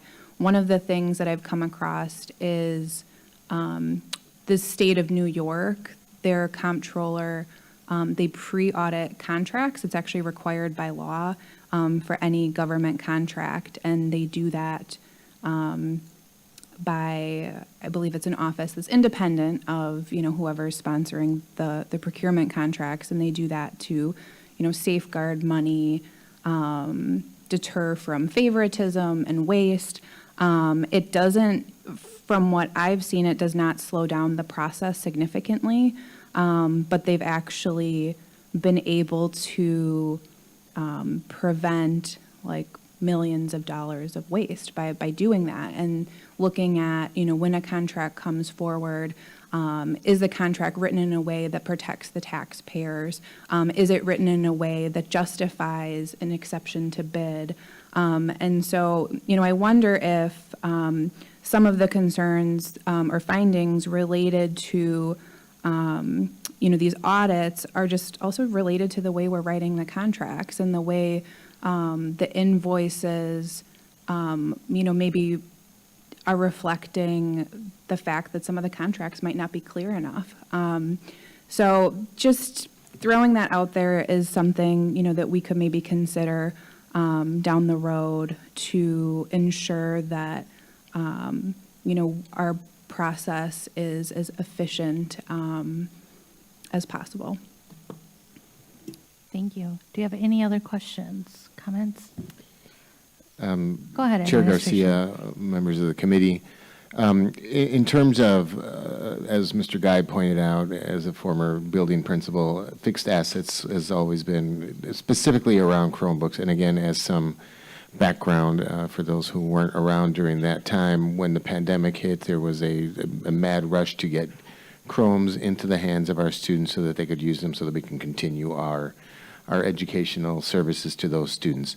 We did meet a week ago or so, Ms. Sava, other members of the finance, technology, facilities and maintenance, to again look at what we could do differently, specifically as it relates to technology, because some of the issues are related to staffing. Some of the issues are related to, for example, something that maybe hasn't been thought about before, but when orders are made for Chromebooks, if those orders don't arrive during the school year, for let's say at a K-8 building, where there isn't a 12-month principal, a 12-month secretary, and because we built in safeguards to make sure that the person who's ordering isn't the same person that's receiving, the same person that's entering, just for good practice, right? There are times when, if they come at a time when there are no secretaries in the building or an administrator in the building, it sometimes then does delay, right? We don't get to that in 30 days. It's just an impossibility. So then we have to consider, do we delay delivery or do we delay? So those are things that we are considering as well as other things. Can I add one more comment? Please. Chair Garcia and members of the committee, I did want to also follow up to some of your previous comments. Actually, my first week on the job, I did tell Mr. Geib that after I can catch my breath, after a couple months, that I was going to sit down with him and go over all of our high-risk findings from all of our previous audit reports. I am 2 months in, so I am kind of catching my breath. So that is something that I think Paul and I will be doing soon. So I wanted to say that in terms of addressing your concerns on some of our other audits. And then Ms. Adamczyk had one more comment as well. Chair Garcia, members of the committee, Janine Adamczyk, Director of Procurement and Risk Management. In response to Director Zombor's recommendation recommendation with respect to the state of New York, I just want to share with you that many of the contracts that we bring forth to the board are actually, the proposals have been submitted by the respective department, and the procurement department will go back to the vendor and question the proposal. If it's not clear, we want a more robust scope. We question the dollar amounts, and my department is actually keeping track of the savings that we are obtaining for the district, because we do believe that it's very important. Part of our responsibility is to save as much money as we possibly can for the district. And our contract that we bring forth to the board is a contract that has been reviewed and recommended by the city attorney's office. And I just had a meeting with the city attorney's office on part of our contract, and they offered some additional language, which we immediately incorporated into our contract with respect to payment, et cetera. So it's an ongoing process that we continually review those proposals from vendors, so that we do try to make sure that the district is safeguarded and risk is mitigated. Thank you for that. Director Zombor. Thank you, Chair Garcia. Just a quick follow-up. I can already tell, I think that the contracts that we're seeing in AFP, I think I noticed a difference from when I first started. I think the idea of having a pre-audit function that's totally independent of administration would safeguard, regardless of who's in those positions, then you wouldn't have, and I'm not saying this happens, but you wouldn't have an administrator or someone over procurement influencing or putting political pressure or peer pressure on the procurement department to, be more gentle to a vendor. And I'm not saying that's happening, but I think the idea would be it would be totally independent of administration to safeguard from that ever happening. Any follow-up? Chair Garcia, Director Zambor, members of the committee, Janina Domchuk, Director of Procurement and Risk Management. I do appreciate that concern as well, but I think that many of the directors and departments realize that if they bring forth something to the Department of Procurement and Risk Management, it's going to be pretty tough to get it past me. I mean, I really strongly believe in ethics and making sure that we do what is best for the district. Again, I'm not opposed to having an outside source review anything, but I think many of you know that I want to do what's best for the school district. Thank you. All right, Mr. Geib. So just one last comment. Thank you, Chair Garcia, members of the committee. I just wanted to echo, though, with regard to Janina Damchuk's last statement. The procurement department, they will contact me if they have questions about, matters relating to terms that, or whether or not there's an issue with payment. So I really appreciated that we have that level of communication, because we're all on one team with regard to that. So thank you. Perfect. So to finalize this, I just want to give a quick shout out to the finance team, to the internal audit team, to our CFO. I know that this requires a lot of complex moving parts, a lot of different moving things that, have to align in order for us to adequately, execute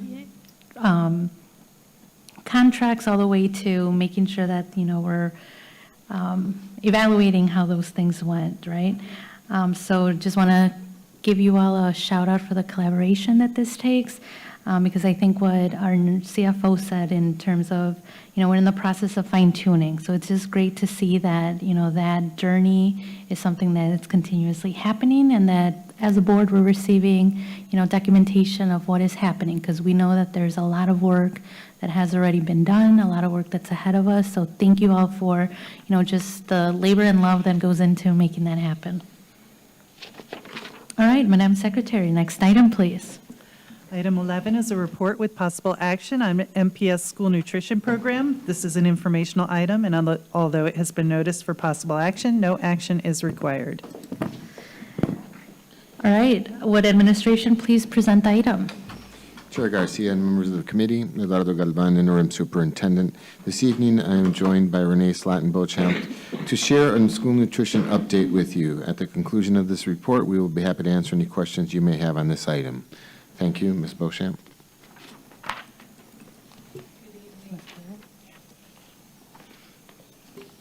Good evening. Director Garcia, members of the committee, Renee Slatin-Beauchamp, Director Underfill and Operations Manager of Nutrition Services. Tonight I'm going to present a department update and also clarify some of our procedures for the board. We do follow the 5 priorities for success, and we are really stressing developing our staff. We also have a strategic plan, and we are looking at, again, the staff and doing professional training for our staff members. So one of the things that I found that individuals do not understand, and they continually are asking us questions regarding how our revenue comes about. So our revenue is based on breakfast meal counts and lunch meal counts. Those are the 2 main areas. We also have dinner that we receive some minor funding from, and also snacks. Food is our top expense. So we receive money from our meals that we serve, but then we also pay for all of our food out of this budget, and also salary and benefits, supplies, and other. Our food is about 47% of our budget. Our salary is about 43%, and also our salary is about 42% of our budget. Supplies are about 5%, and other, which is contracts like our trucks that we rent and lease, and other, if we have a consultant, like we had a consultant for our equipment bids and everything, that's another 10%. So that's how our budget is determined. So reimbursement for meals is how we receive our revenue. That's how we generate it. For every school lunch that we serve, we receive $4.54, as long as that meal meets the requirements from USDA. We also receive another 8 cents for every meal that we serve based on the nutritionals, that we meet the expectations from USDA for sodium content, fat content. So that comes to about $4.62 per meal for lunch. We also receive 30 cents per meal for our commodities, and this is entitlement, and that goes for next year. We don't receive it this year. So what we're earning this year is actually applied for us for next year. And for school breakfast, we earn $2.84, again, for every meal that meets the requirements. So the next slide that I'm showing, I'm going back for September. I used that as a snapshot, and I went back 3 years to show that our growth. So we have been making improvement to our meals, so there is some growth pattern for breakfast and also for lunch. If you look at our lunch menu, if you look at the lunch participation, you'll see we made quite an improvement this school year already. So we're using this basis for developing our budget for the following months ahead, hoping that we can maintain this. When you look at this, we use this for 9 months, and this is going to generate, if we add it out and multiplied it out, this will generate about $46 million of revenue for us. One of the very success programs that we have is our Fresh Fruit and Vegetable Program, referred to as FFVP. So it's a federally assisted grant providing fresh fruits and vegetables to our students, and it's for elementary schools only. This program introduces different types of fruits and vegetables that most of our students have not had experience with or access. MPS has 70 schools, elementary schools, that are currently participating in this program. And we did have a few others that did apply, but they didn't have the storage facility for it, and hopefully in the future they'll be able to apply for it as well. We were awarded $1.6 million for the 24-25 school year.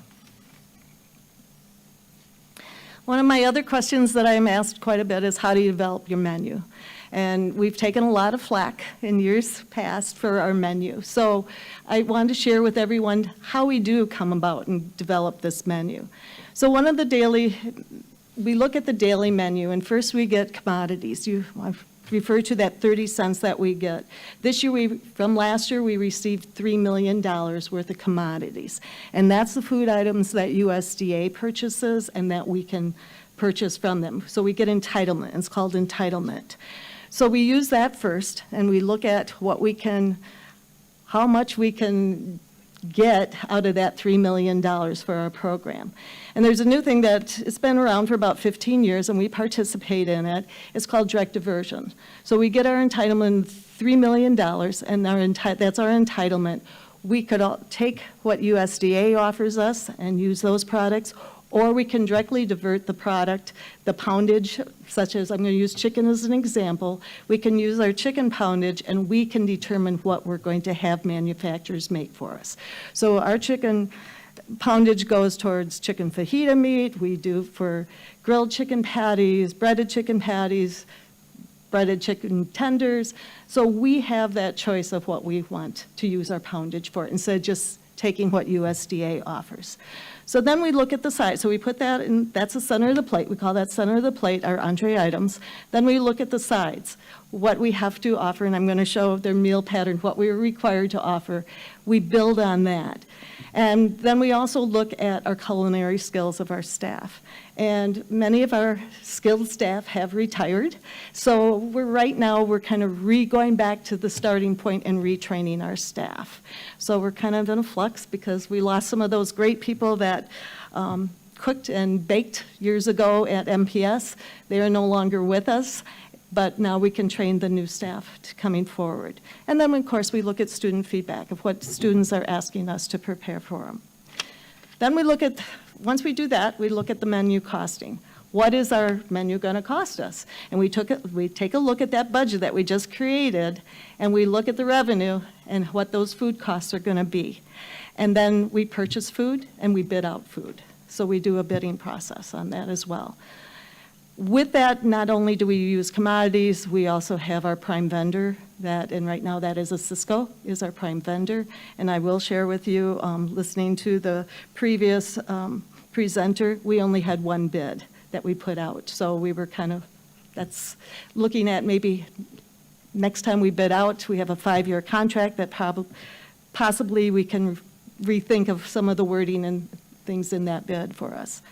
Then we looked at cycle menus, and I know there's been some questions about some resolutions about not repeating menu items. This is best practice from USDA for 5 to 6 weeks of rotation for lunch, 2 to 3 weeks for breakfast. And that doesn't mean that you can't slide new products in. Last week, we had a beef product usually in the lineup, and we slid it out, and we had beef and plantain empanada, and the students, I was up at Vincent, and the students were telling me how great it was. So those are some of the things that we can slide in new products in there.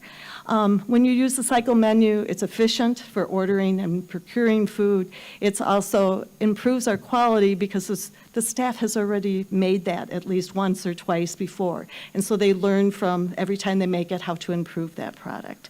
And also, you can also have a seasonal menu if you want. You can have a fall one, and then in the spring, change up some different products and everything for it. So this is our USDA guidelines for breakfast meal pattern. And this is where many times individuals ask, well, the students are always hungry. And this kind of shares where we have to follow these guidelines. We use K-8, if you look on the top line, there's different grade levels. We use for breakfast grades K through 12, and then if you follow it down, it shares what we have to do. So we maximize our calories.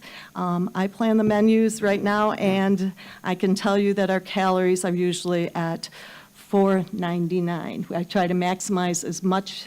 We work it and massage it until we can get the maximum calories for our students.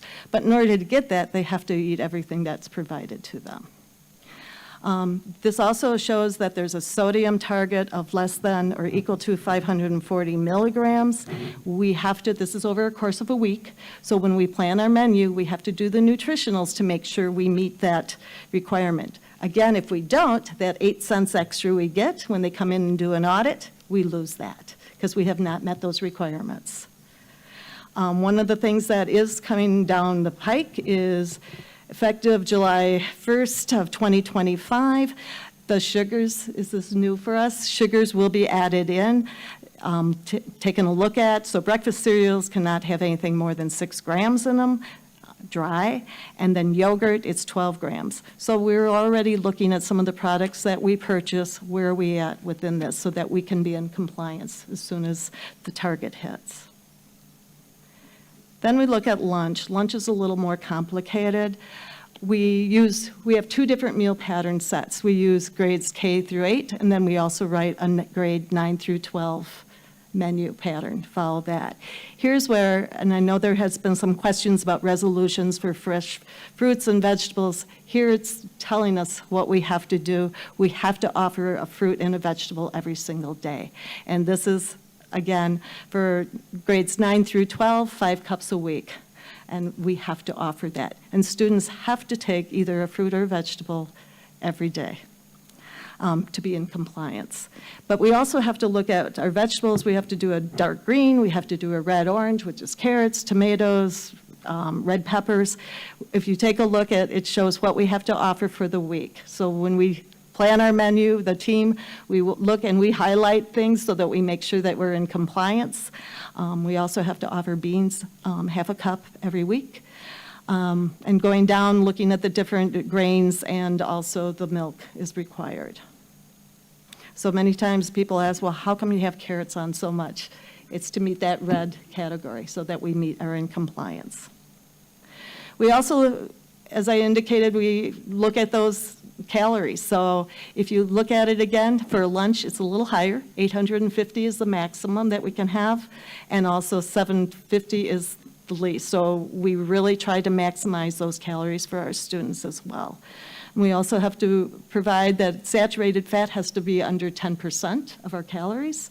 And sodium, again, is a big issue. And if you look on this chart, for school year 26, 27, these are the goals, and we're trying to get to that. We're almost there, but we have a little time yet to get there. But this is also where our students say our food is bland, because we don't salt things, and we really are cutting down, and we know that. So what we're looking at is we really try to offer some different spices and things, but we have to be very careful with that. I'll give you an example. The other day, one of the schools, we had mashed potatoes on, and they thought, oh, it'd be great to put some garlic powder in it and, you know, give it a little different flavor. We had 3 students that had a garlic allergy, and unbeknownst to us, they didn't know there was garlic in it, and they did react to the garlic. So when we do our special diets, we have to, when we do our menu planning, we have to really be cognitive of what's out there for our students for special needs. And I know one of the issues is to move, we want to move off of pre-pack. So I've given you a slide here, and this is, I broke it down by regions. Currently, we have 57 schools that are production sites. And we are looking at, for the 25-26 school year, to add 27 more. That would be ideal to do that, but I have to be totally honest, I'm not sure we can make that, because many of our schools do not have equipment that is ready to be, that they can serve and make meals production-wise. We have numerous schools that the equipment has been condemned, and if you look at our budget, we don't have a lot of money on our budget for equipment. So this is one of the areas we're concerned over. We also are struggling with some of our staff members. We have 14 managers that are still needed to be hired for our kitchens from the beginning of the year. We've made great strides in working with HR, hiring our food service assistants. We only have 25 openings. Compared to last year at this time, we had 250 openings. So we've made great strides there, but now we're lacking some managers, and that's what we really need to get our schools to production sites. Again, a lot of our managers do not have that skill set yet to have run and organize a production site. So moving forward, here are some of the goals that we as a department are looking at. Again, we want to move schools back to on-site production for the 25-26 school year. We want to eliminate 2 of the current pre-packing sites, which would be North Division and South Division. We also want to prepare and pass the state administrative program audit this year. We're due for an audit. The last audit was, I believe, in 2019, and it was not a good audit.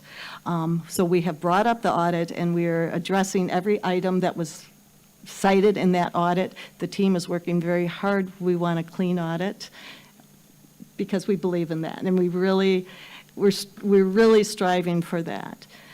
We also could be subjected to federal administrative audit as well due to the finances in the district. I've been kind of told by USDA they're watching and to see how we do in our state audit, and then we might have a federal audit. And when a federal audit comes in, USDA comes in, and it's a very deeper dive. I've had 2 of them in 2 of my previous districts, and it was not fun. So a lot of information that they ask a lot of information for.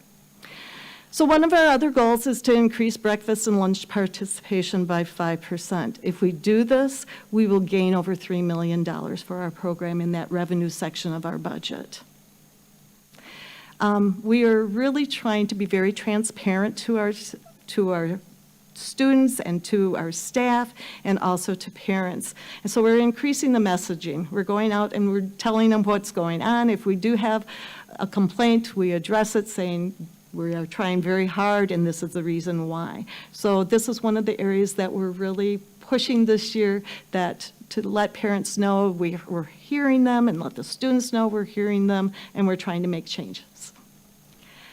We do have some opportunities, again, to fill those vacant manager positions and those FSA positions, those 25 and 14 positions. Working with our staff, developing their culinary skills, and also the knowledge of the program. They need to know what those requirements from USDA are, especially when they come in to audit them and they ask them some questions, they need to know what they're doing and why. One of our opportunities, again, is we need to replace antiquated and condemned kitchen equipment. Last year, we replaced 350 pieces of equipment, and that was only a third of what we need. We need about another $20 million. So if you have it, we'd love to have it. Purchase and replace current school nutrition program software. Our current software is also antiquated, and it's not providing, right now we're doing a lot of our nutritional analysis, I'm doing it by hand, because it's not giving us the information we need. So we're manually doing this. And there's software out there that would do this for us. It also would provide parents and students with the carb counts. We're manually doing those as well. It would, when you click on, let's say, quesadillas, it would tell you how many carbs are on quesadillas and what ingredients are in there. So that's something that we're looking at and we're hoping that we can implement. Looking ahead, implementing new regulations. The sodium is one of the big ones looking at, and across the country, my colleagues in other districts, we're all struggling with some of these, and we're hoping that they would kind of even out. Manufacturers are struggling to meet some of these requirements, so that kind of lessens some of our products that we serve. And then we're also looking at minimizing our budget constraints. Last year, we ended the year at a $6.3 million deficit in the program. So what we've been doing over the summer and everything, we're looking at everything and how can we save money. We're looking at labor. Maybe we need to move from a school that seems to have a little more labor to a school that doesn't have labor. And then we're also combining some of our sites manager positions that we don't really need an 8-hour at one position, but maybe they can oversee 2 or 3 schools. And even if we raise their level up a little, it's still cost saving and cost effective for us. And then we're looking at when we go out to bid, we've looked at our bidding. One of the new things that is coming down a little bit is going to shelf-stable milk, because milk is very expensive, and if our refrigerators go out over the weekend or a long holiday, we lose a lot of product. It's costly, and shelf-stable milk is one of the things that USDA is looking at, and they're also looking at possibly that could be an entitlement, so we would get federal dollars for that. And then we wouldn't have to have all of our refrigeration and things as well. So those are some of the things that we're looking at. And that's all I have, if there's any questions. Thank you. And we do have one speaker slip. Ms. Anita Garrett, if you can come to the podium. I know. Thank you for your endurance. So don't forget to say your name, spell your last name, and then we'll start your clock. Hi, my name is Anita Garrett. That's spelled A-N-I-T-A, Garrett, G-A-R-R-E-T-T. First of all, I want to thank you guys for allowing me to come up here and speak. As you know from previous school board meetings, I was a complainer. And from this 23, 24, I complained. And I thank God for reaching out to all the directors, answering my questions. And also, I want to thank the manager, Renee, and Director Mr. Harris over there for allowing me the chance to come to Vincent High School today to take a tour and to know more about the other side of being just a parent, going into the schools, listening to my grandkids complaining about the lunch and why we at the point that we're at. But, you know, I do understand that now. I understand the budget now, and I understand the policy from Director Zombie. I understand it from Director Leonard explaining to me so that I can go out and explain to other parents what's really going on with the lunches so that we can get our kids to eat these lunches. My question was directly, and like I said, that was a very good tour. The facility was clean, the vegetables were nice, the fruit was nice, and, you know, I was very impressed.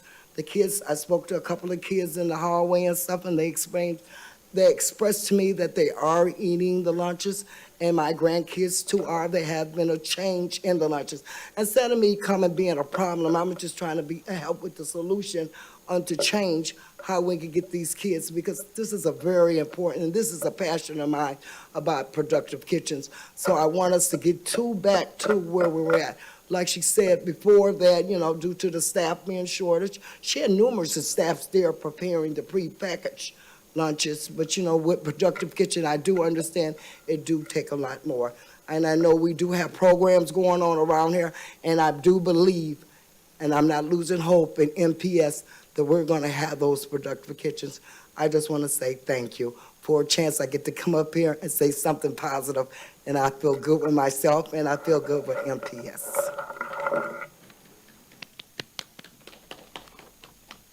All right, thank you, Ms. Garrett.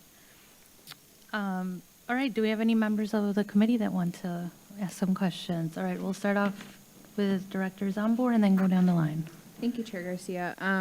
My question is around just kind of the goals around transitioning to more production kitchens. And so on the slide, I think slide 14, the moving forward slide, it says we're going to eliminate 2 pre-packaging sites. But then I thought I heard you say we're trying to increase the number of production kitchens by 27 and 25, 26. Is that right? Administration? Chair Garcia, Director Zambar, that is correct. Okay. Follow-up. Thank you. And so I guess my question, I'm just wondering if we can talk about that in a little bit more depth about, what the challenges are to kind of, and I know that the equipment, but if we continue on the pace that we're at, I mean, it's still going to take a really long time to get the whole district moved over, just in terms of the kitchens. Director Herndon and I were at Bryant Elementary last week. Thursday night. Mm-hmm. That's last week. Okay. And, when you talk to students and families of schools, and if they have complaints about the food, 9 times out of 10, it's because it's a prepackaged site. But then, when you go to a high school, they have all the different options and the production kitchens, everyone's really happy. And so I think that's just the urgent need that we have is moving over. And so I'm wondering if we can talk about that and maybe see how we as a board can support moving that work faster. Administration. Chair Garcia, Director Zambar, I agree with you. The issue is the equipment. I'll be honest with you, we have a school right now that is 3 ovens short, and they went out. We had a CO leak, so we had to change. It was a production site, so we had to pivot until we get a new replacement in. We just don't have $20 million to change that, and if we're training our staff to make wraps and things like that, and then they go into their kitchen and they don't have the same equipment that we're training them on, it's really disheartening to them, and it's also not producing a quality product. And that's one of the things that we're really looking at, is to how can we improve the quality of our food.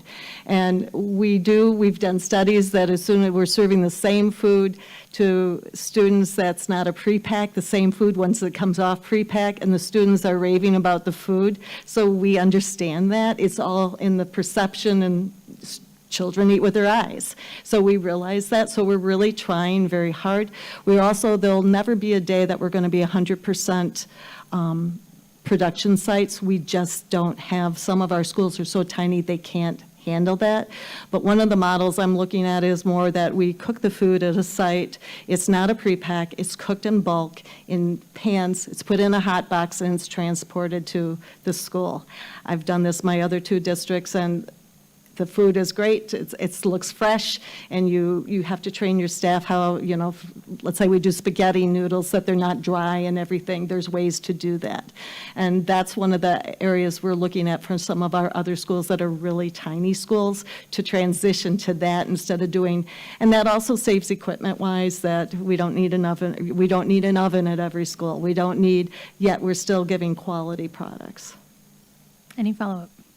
Just want to say thank you for the really in-depth report. I think, it's very enlightening, it's very informative. I think it gives us the information we need too when we're talking to other, leaders in the city or at the state around, our advocacy for the district.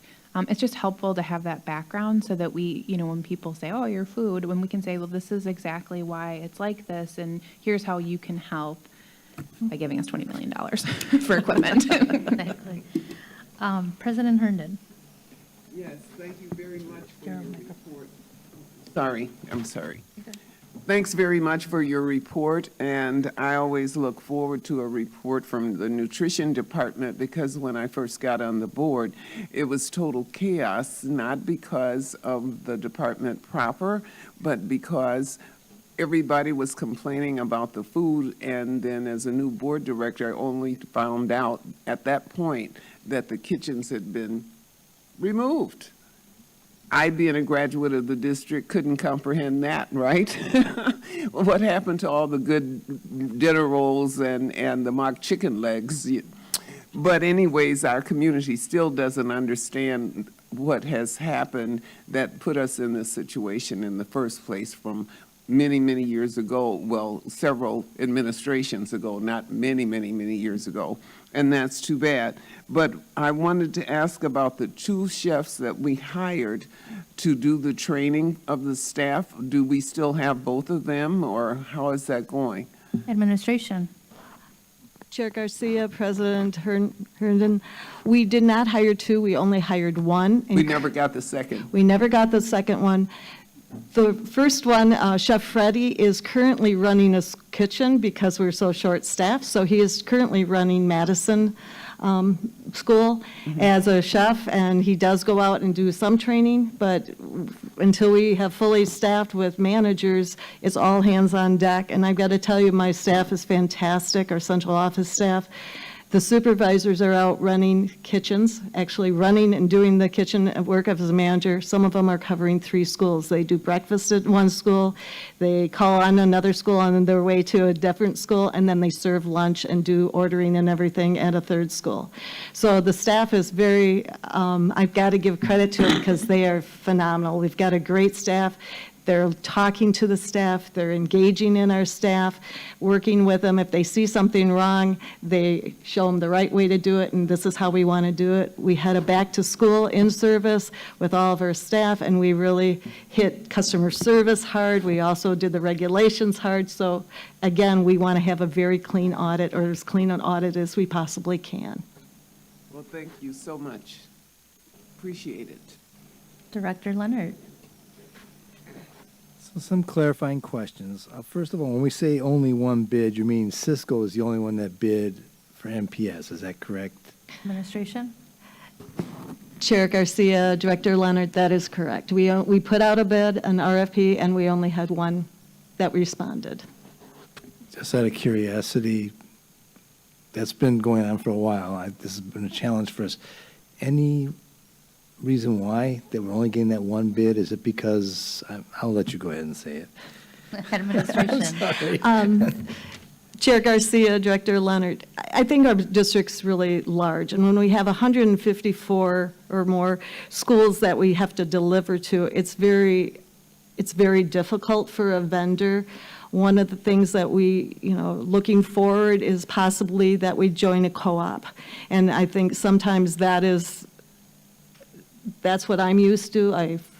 I started a co-op in Wisconsin, and it was the largest co-op right now in Wisconsin. I started when I was at a previous district. By doing that, you get more people to bid because the volume is there, but we also have to take a look at, we don't have a central warehouse, and I think that's one of our flaws that we have in this district, that we have to deliver to all these different sites, that if we had a central warehouse that we could purchase bulk and it comes and then we distribute from there, I think we would have more vendors. The other thing that we have discussed in our office is maybe we divide the district in half and we put out a bid for 2 different vendors. One takes this side and one takes this side, just to see if we could get more flexibility. I'm not sure if they bid because most vendors want all of it. So, but that's what some of the larger school districts, I can tell you, like LA Unified and some of the others that I've researched, that's some of the things that they're doing. So those are some of the things that we can do going forward. Any follow-up? Oh, yeah. More questions? I'll Go keep ahead, rolling get on. the questions rolling. So I guess I would say, I would encourage you to do that, to come up with whatever support you need, let us know, because I think we have to do whatever we can to circumvent our situation. I understand the equipment problem, and I am going to try a different angle outside of the district, and I won't go into that in public right now, but Ms. Garrett actually knows somebody, and we're going to try to see what we can work out, see if we can at least get some attention at the federal level. There has to be some money there somewhere. So I'm just leave that out there. But I also, when you mentioned the idea of putting food in warmers, in the warmers, I mean, a lot of catering companies do the same thing. So that, you're right, that system works just fine. There's nothing wrong with it. The food can be just as tasty. I guess my only other question is, and I need some clarity on this, I always complain about food not tasting good enough. And now I'm looking at restrictions on sodium and fat that it looks like, and sugar, the three things that make food taste better. Can you, I mean, I almost want to go to Congress and say, really? What are you doing to us? So can you speak to that, where you're coming from in that? And I know we don't have any solutions for this because you would never get the 30 cents per that you need for each meal to do it the right way, but feel free to say whatever you like, I guess. Administration. Chair Garcia, Director Leonard, as a registered dietitian, and I've been in the business for a long time, I'm very passionate over school nutrition. And I've testified in front of Congress. Senator Cole, I testified for breakfast and everything in the state. We have to really look at the future of our children. And I think sometimes when we think the negative of the sodium content and everything, but in my profession, if you look, children are having more issues with high blood pressure at a lower age than they have in the past. Some of it is not only food, but it's also physical activity. So I think those are some of the things, and that's what this program was all about. The founding of the National School Lunch Program was because our military was not fit for duty, and that's when the National School Lunch Program started. A few years ago, I was at a webinar that they had generals from all the different militaries, and they said that currently recruits coming in are not fit for duty.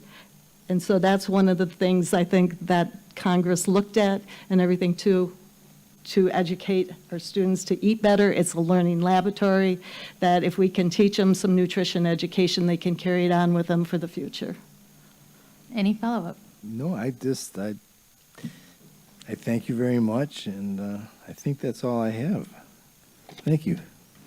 All right, Mr. Chasen? Real quickly, I thank you, Chair Garcia, Matt Chasen, OAE. It's not mentioned in the slide deck that we are a participant in the Community Eligibility Program, but is that the overarching umbrella that sets both the reimbursement rates and the restrictions that we're seeing here? Administration? Chair Garcia, Mr. Chasen, actually, we still have to, whether we're CEP or not, community eligible, we still have to follow those meal patterns. That is the set for anybody, regardless if we did applications or not. Basically, this is just to give us a little higher rate because a larger percentage of our students are needy than they were if we needed a free and reduced application. So it's basically just the financial aspect of it. Any follow-up? All right, any other comments? Questions? Director Zambor. Thank you, Chair Garcia. In the school nutrition world, are there any discussions with people that you might talk, and this might be a little too soon after the election, but just what is the general kind of pulse on what might happen with the change in leadership. Administration. Chair Garcia, Director Zomber, concern. We're very concerned. I'm on several chats and very concerned over the future. And what we're going to have to do is we just have to look and watch what's happening, and then be able to pivot how we handle things. So, but there is a lot of concern out there. Any follow-up? All right. Well, thank you for this. I think that just want to thank the nutrition services for their work. I know, again, very complex things that require a lot of brain trust and to go into this. So we're all hoping for a very clean audit. May that come to fruition. But thank you for your leadership, Ms. Lumchek. I think that it's great to see someone that is so passionate, so well-connected, and that really centers our students and family and all the decisions, tough decisions that are ahead. So thank you for that. All right, Madam Secretary, next item, please. Madam Chair, that was the last item on this meeting's agenda. Well, there being no further business before the committee,